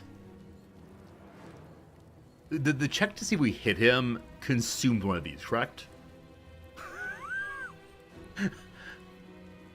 I don't know what's happening here. No, I know I'm going against armor class. I'm trying to understand the legendary resistance. He just has high HC. Hitting is this, resistance is after that. Alright. What a waste of a turn, Bingo, huh? I'm gonna compel duel. This will be a resistance, I'm sure. Okay. So that's a roll consumed.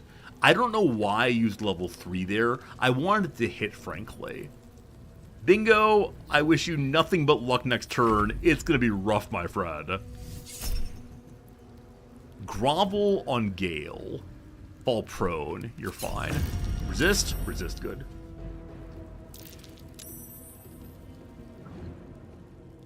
You fire last. What did you just do? What's your you fought your last? Just ran away. Did nothing else. Okay, good. So, I want to stop the haste. That's on you. Do you have like the bonus to haste concentration thing? I don't think so. So as much as I want Shadowheart down here helping, or frankly back here helping, I think breaking the haste is really important. And we're gonna bop you.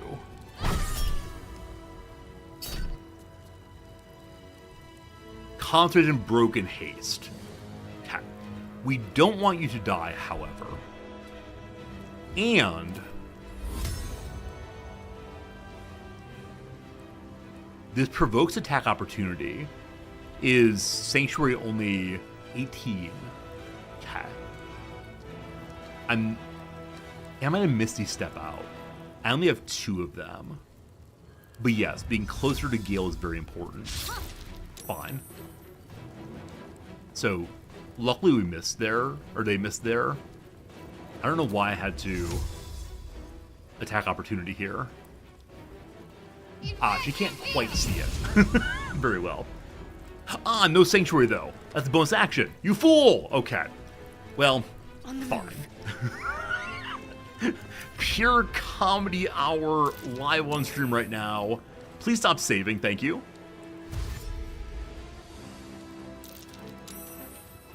Alright. It took some damage all the way through. No one ended up getting stopped at all, but that's okay. We'll dash. Hello, Shadowheart, where we want you good. Grasping Vine is on fire. Can grab nothing except for possibly Big Boy. Good. Good turn. Wait. Save. I think we've now consumed 2 out of 3, and that ain't bad. I believe he is still going to unload on Bingo, who really should be in Sanctuary right now. Do I have a scroll of Sanctuary, I wonder?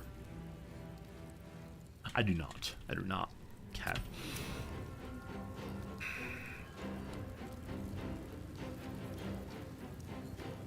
What can I do? I'm looking right now for ways of either making Bingo more good.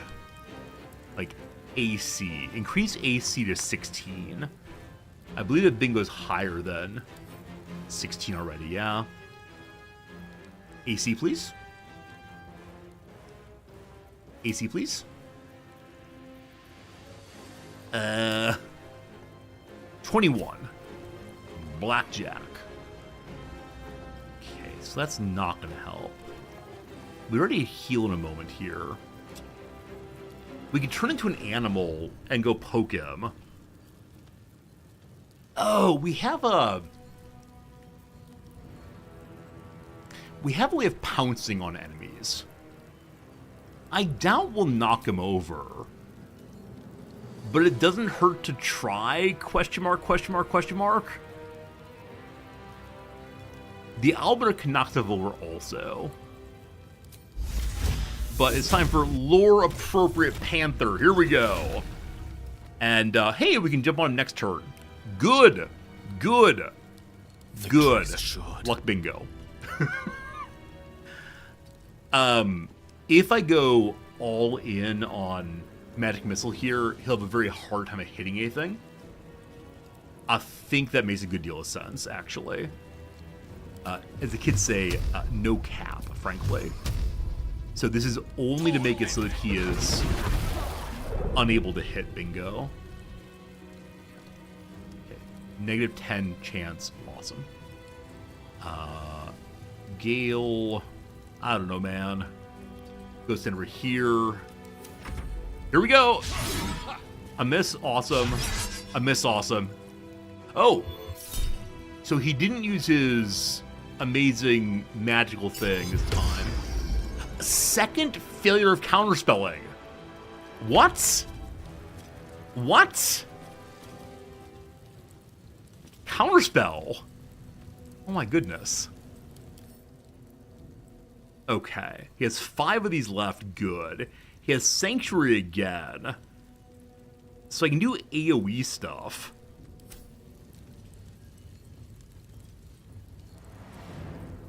I guess an AoE thing would cause a save check, probably. But what? I can't target him directly. I don't think I have anything on Yieldy Bingo that will help here. 10-term Warden of Vitality. You can cast Restore Vitality, a bonus action to heal yourself and nearby allies. Full health right now, no concerns. Okay. Counterspell success fails based on what level they cast. I think it showed Sanctuary level 1 each time, and I cast level 3. Maybe I misread, but I thought a level 3 counterspell would counter a level 1 spell. I'm ready to say I'm wrong on that one, though. Who knows? Who knows? Okay. Plant growth slows folks down. Let's keep slowing folks down back here. Don't move, you fool! What? It's a level 1 spell, but could be cast at a higher slot. Oh, okay. I misread, so I misunderstood how it worked. Got it. I have the high ground. And, yeah. Yeah. I guess we can use the turn to drink something. What elixirs do we have hanging out? Viciousness. What's that do? Better chance of critical hitting. Not right now. Universal resistance, probably not. Okay, what other elixirs do we have hanging out somewhere in our inventories? I can also make them during combat. I always forget this. Let's see. There's an elixir that increases one's armor. But it's a lower, yeah, it's bark skin. It's lower armor than what I need right now. Bloodlust gives a second turn, correct? I think you have to kill something for the second turn. Colossus. Colossus. What's Colossus do again? Are about to get real big? I think so. Hello, my friend. I haven't used Colossus at all. I think it's very, very silly. But let's get ready to be very, very silly here. No grovel. I am the altar. You shall worship me. All right, new haste, unfortunately. Okay. So we need to stop Buddy back here from concentration again. I'll probably have the grabber try to grab it. The grabber's currently on fire. Might have to respawn one, we'll see. Alright. Beloved Shadowheart. Do we just do damage? Or is it time to turn on Spirit Guardians, try to deal with all these as they come through? Yeah, I think it's time to turn on Spirit Guardians. We may do healing at some point, but for right now it's okay. Oh, it's Sanctuary also. Right. Right. We in range of Sanctuary? Indeed we are. I haven't seen any counter spells, so let's do level 1. I'm sure this is fine. Indeed it is. Alright, so now Bingo can't take damage until he does something. Or he can't be targeted. Oh no. Does that mean that Sarvok's gonna turn and dump on Gale instead? That would be bad. Let's see how this works. Oh no.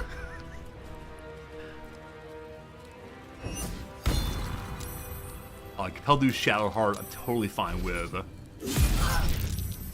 Smiting, not allowed. I do enjoy Tank Shadowheart very much. Tank Heart? Okay. As desired, are you just out of range? That's very upsetting to me. It's a little root boy, can't quite reach what I want to reach, so we'll try for this instead, as always. No knockdown, unfortunately. And then you're gonna burn to death very soon. Okay, Enrage Jahira. Sarvok is still sanctuared, unfortunately. We don't want to kill Buddy in the corner here. We need to stop the concentration. What does the least damage? A basic bite does. Blood it shall have to be. No concentration break. Try it again. Hello? Concentration break, fine. Okay. I don't want to kill, so I sort of want to turn into a human again. We became a jaguar or a panther for genuinely no reason. The reason I want to do that is to cast Grasping Vine again in a closer position to help with stopping the haste. I speak, they Okay. burn. Okay, Sarvok has 5 radiant orbs. Sanctuary is still on. We can't knock it off. Jared, for being super cool, you're not wrong, my friend. You're not wrong. So Magic Missile always hits, but it will not... It's not targetable. So I think we help with what's happening here. Unless... Do we have anything else that might be useful? I mean, I can go for Lightning Bolt again. We'd have to move forward, then move back.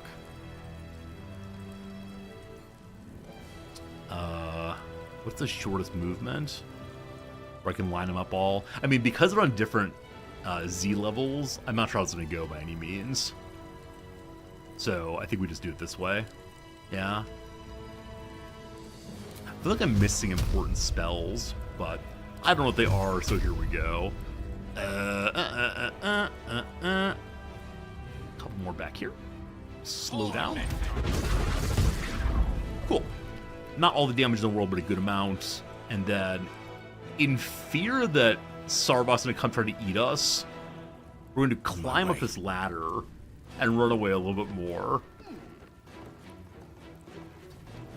I hope they're far enough away now that even with a jump, he can't get us. Oh, Jaheira instead. Wait.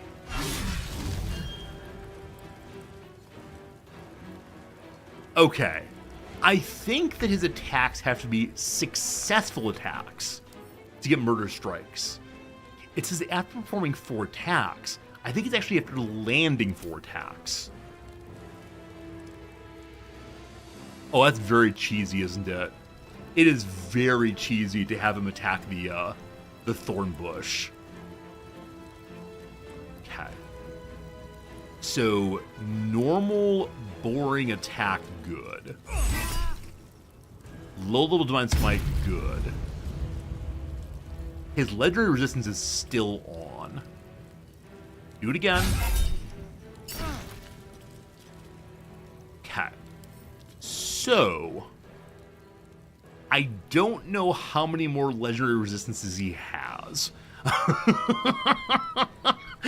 Whichever way, we're working on it. We're working on it. Slowly we'll get there. Compelled Duel, I believe, will cause a check. Legendary resistance is off now. I should use that first. Okay. So, no more resistance. The warding bomb's a concern, though. This character's taking serious damage. And if you die...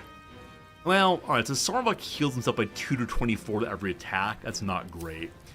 Is there a way for me to heal Ghost Team? Like, I know in some games, if you heal undead things, they take damage instead. I would like to heal this ghost if possible, because I don't know how to stop the ward otherwise. And again, this is not the end of the world that they get that buff, and possibly we can fight through all the buffs. I'm not sure, but we will never grovel against you.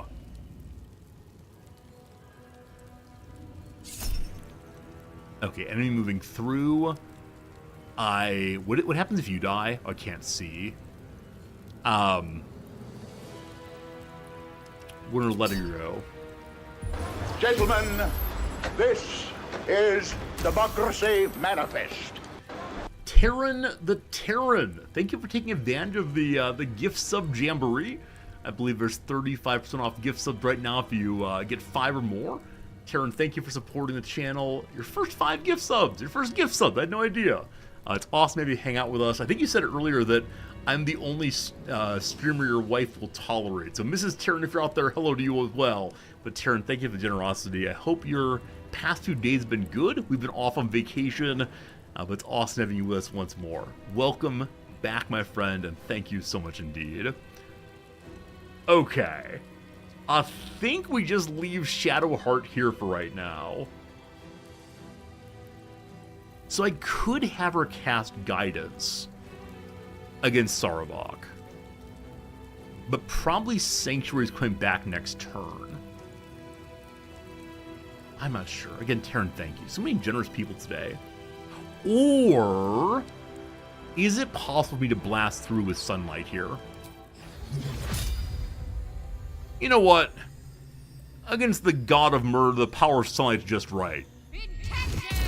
Hey, we did almost no damage. Hey. One's almost down, thank goodness. Sanctuary has, or Bingo has Sanctuary Sickness. He can't get that again. No one really needs healing, yeah? We're all fine. No, I think that's good. Stupid Sunlight, you're the worst. Yes, dash, you fool. This is our first time really using crowd control. Compelled Duel I do not care about. Yeah, I think this is some good crowd control. Thanks, Jaheira. Shove? Shove? Okay, this might be a slight issue. But this one, that which lurks, is the weakest of them all. And so Gale can finish it with no problems. Okay. Is haste up? Haste is up. if I just shoot her...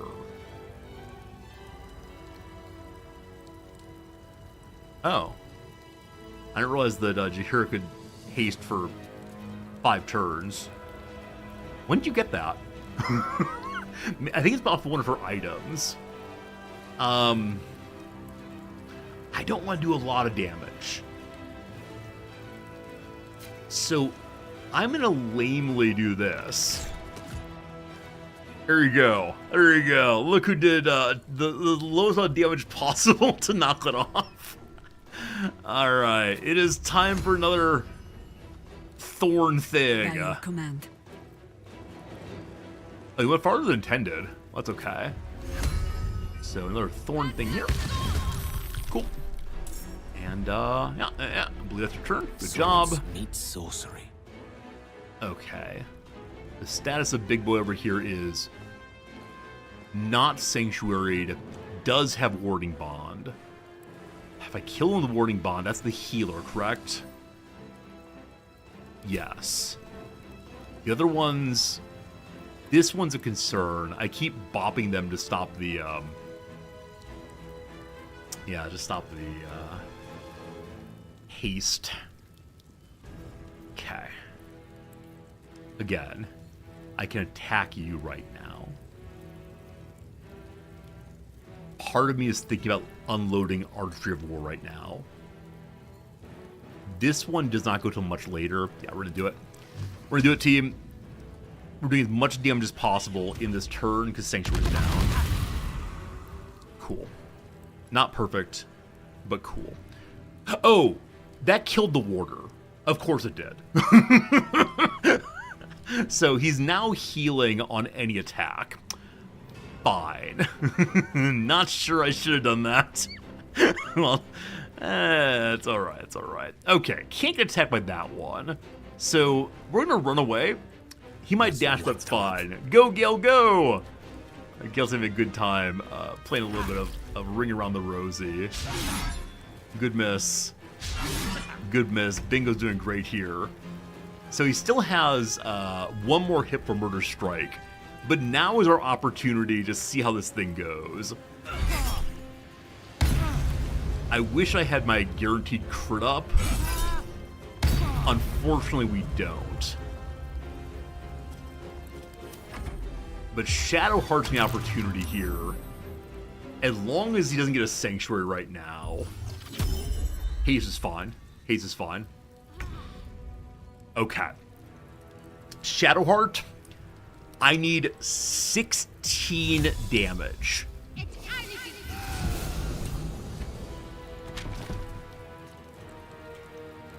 There you go. There you go. That was a fun, thinky fight. Like, that fight was delightfully thinky. On harder difficulty, could be much more challenging, I'm sure, but still. We have Retributive Justice up now. Funny name that. Draw in new terrible powers to avenge Sarvok's death. Well, that might not be good. Have to keep going. Let's find out. Hello, hello, good to see you all. What do I do? Sacred Flame? Sure. Well, not so good, that one. New terrible powers. You can't really do much. Hope their new terrible powers aren't actually so terrible.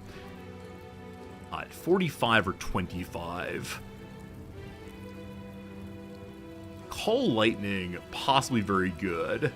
However, possibly also lights Shadowheart on fire. Can you haste someone else or only yourself? Only yourself, I believe. No, other people are fine too. Nope, only yourself. Very good. Bolt of Celestial Light. What do you do? Frighten your target with some damage. Sure. This is our fancy new bow. 8 HP left. On their turn to take damage from Shadowheart, and that'll be the end of that, I believe. What fools these mortals be. Unless... Gale, how far can you shoot with Magic Missile? How far in can you get right now? So you're gonna run Step to by here. step. This is bonus action to here. Can we see the enemy? Now, we're not gonna be able to officially long rest between now and whatever the next fight is. Presumably Orin. 5 HP left, outrageous. Now, Time to push my Orin luck said again. that she wants What to do I have to lose? duel us. Does that mean Bingo versus Orin one-on-one?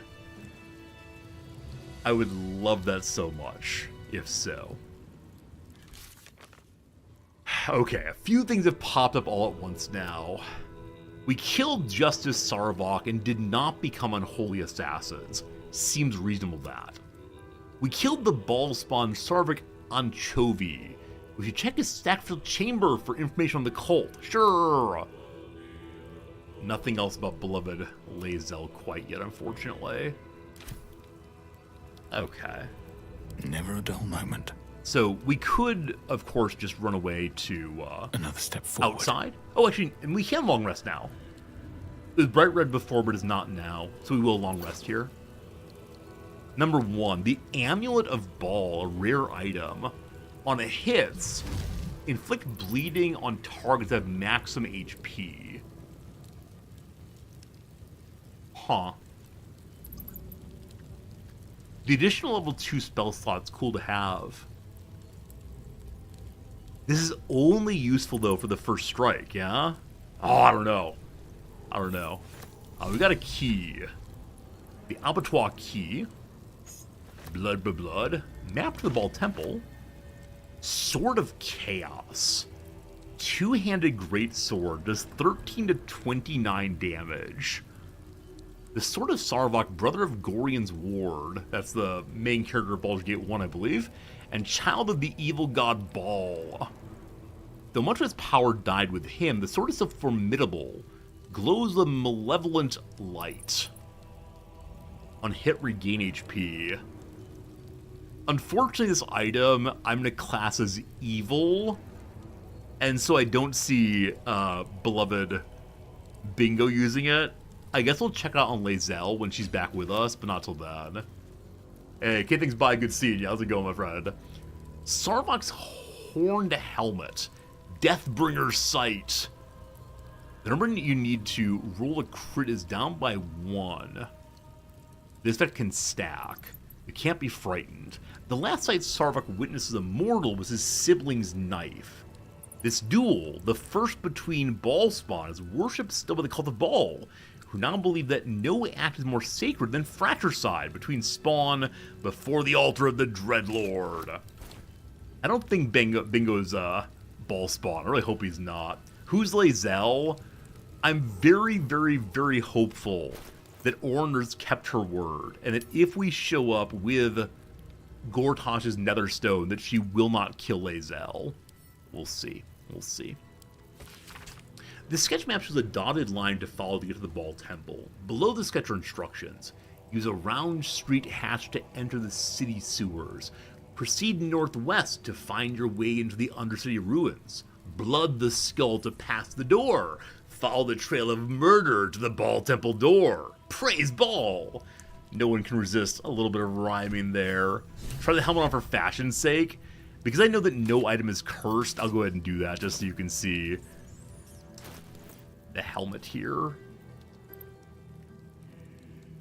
There we go. Little skull, little excitement.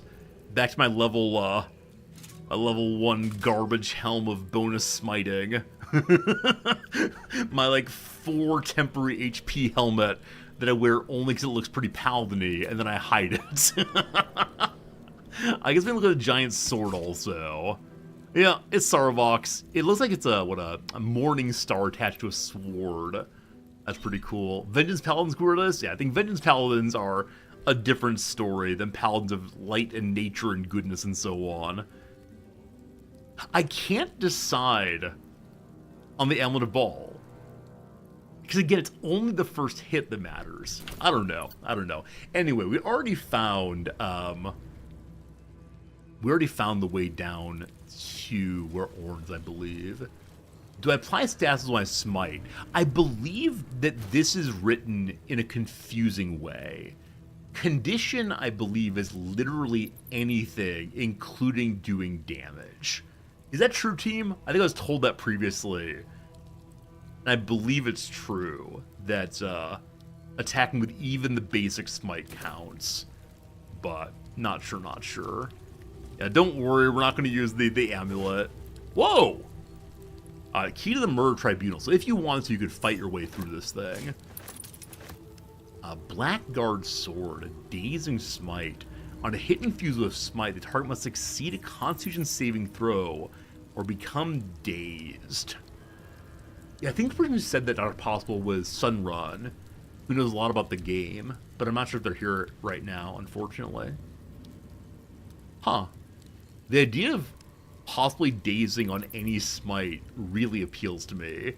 That said, clearly evil, formerly wielded by one who forsook all ties of friendship and kindness. The sword is rife with deranged energies. It seems to transmit feelings of contentment when carving through bones. Huh.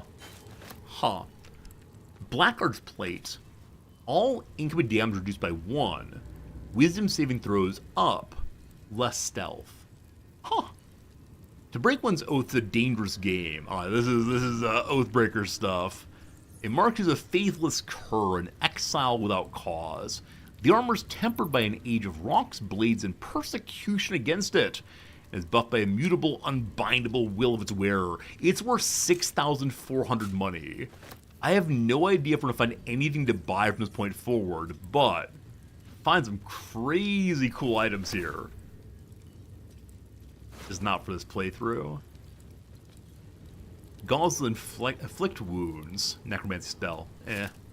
All these are oath-breaking things, I believe. We now need to find, well, that which lurks. What's when that's hiding done, here? we need to find a murder chamber, an abattoir. Place of butchering. The key for possibly the judicial seat. Oye, oye. Court is now in session. In session.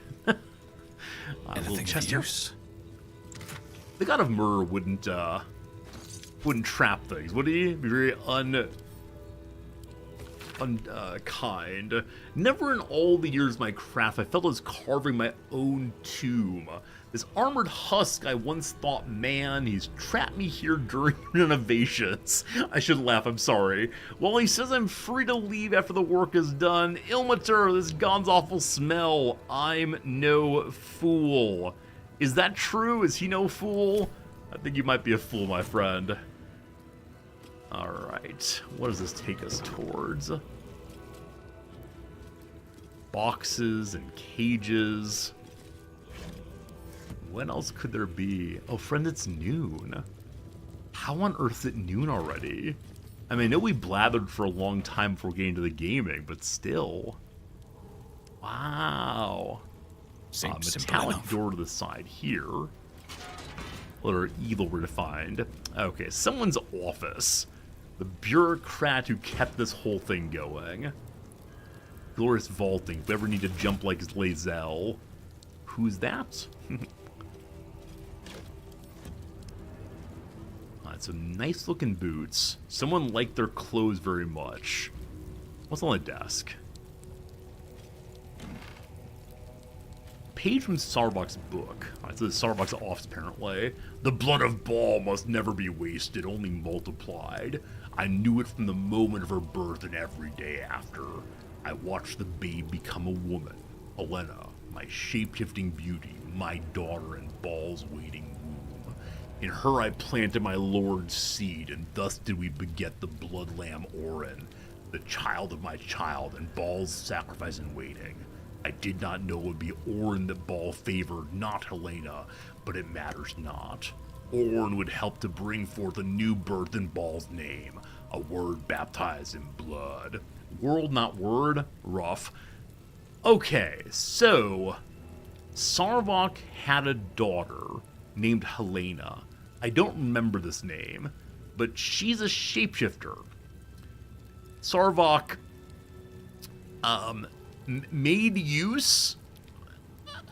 Orin was produced from the loins of Sarvok's.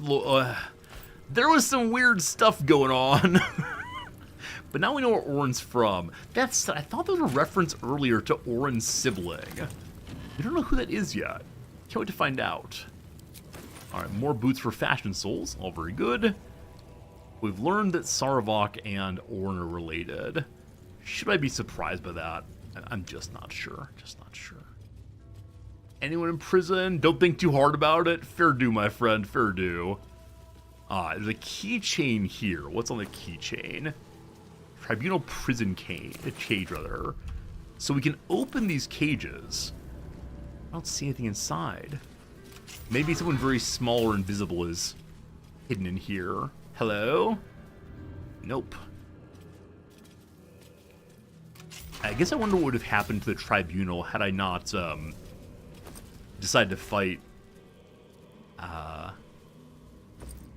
Sarvok directly. Like, would he have brought out prisoners for me to kill instead in a show of devotion to murder? The bodies of our lambs must be nourished. An exclusive deal has been made with the runner of a mass grave corpse yard in Mirrig Peatlands. Preserved bog body will be added from now on as a side to every meal for the faithful. If the prisoners don't like it, they can starve. Preserved bog body. Sounds delicious. Swampy, swampy goodness. That's what I need. Okay, nothing in there. Here's a dead body, actually. I missed that before. Is it the clown? We're looking for a clown's body still. Fist Orville, unfortunately. Who's missing their head. What did the Flaming Fist person get up to? Dear Quill, do you remember me? It's all love notes. We spent a sweet evening chatting to one another after you gave a heart-stopping performance at the National Inn when I was on patrol tour. I heard you were headed to Baldur's Gate to get your songbook published, and I've pre-ordered my copy.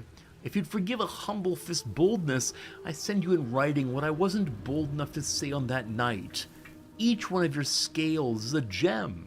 Your eyes shine brighter than your throat fire. Images of you have beset me since we met. You must have many suitors as a scholar of love ballads, but perhaps when you get to the gate, you'd meet me one starry night in the Blushing Mermaid? The letter's clearly unfinished. The Fist intended to write more before sending it. Alright, I will take that along. If we find Quill, we'll give it to her. I think thus far I haven't found anyone to give the various notes to, unfortunately. Hello, Phil. I'm doing well. Doing well today. Thanks for asking. Alright, so we found that door. We should be able to find at least one other door. Let's go and check up by the Seat of Judgment. Oh, I think that this chair is actually on the title screen for this game. I just now noticed what it looks like. Aha! Keyhole.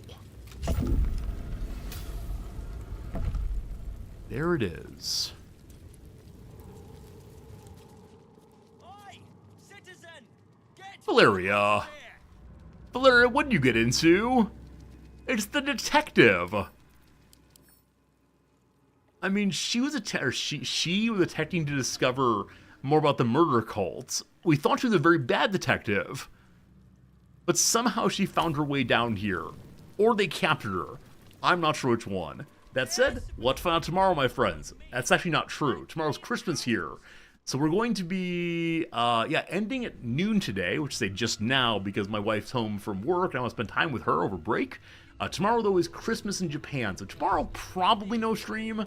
Maybe a short one, but most likely no stream. I'll be back, though, for American Christmas, and you can show me all the presents you got and the, tell me about the fun you have with your friends and so on. But happy holidays, Merry Christmas, enjoy yourself, take care of yourself.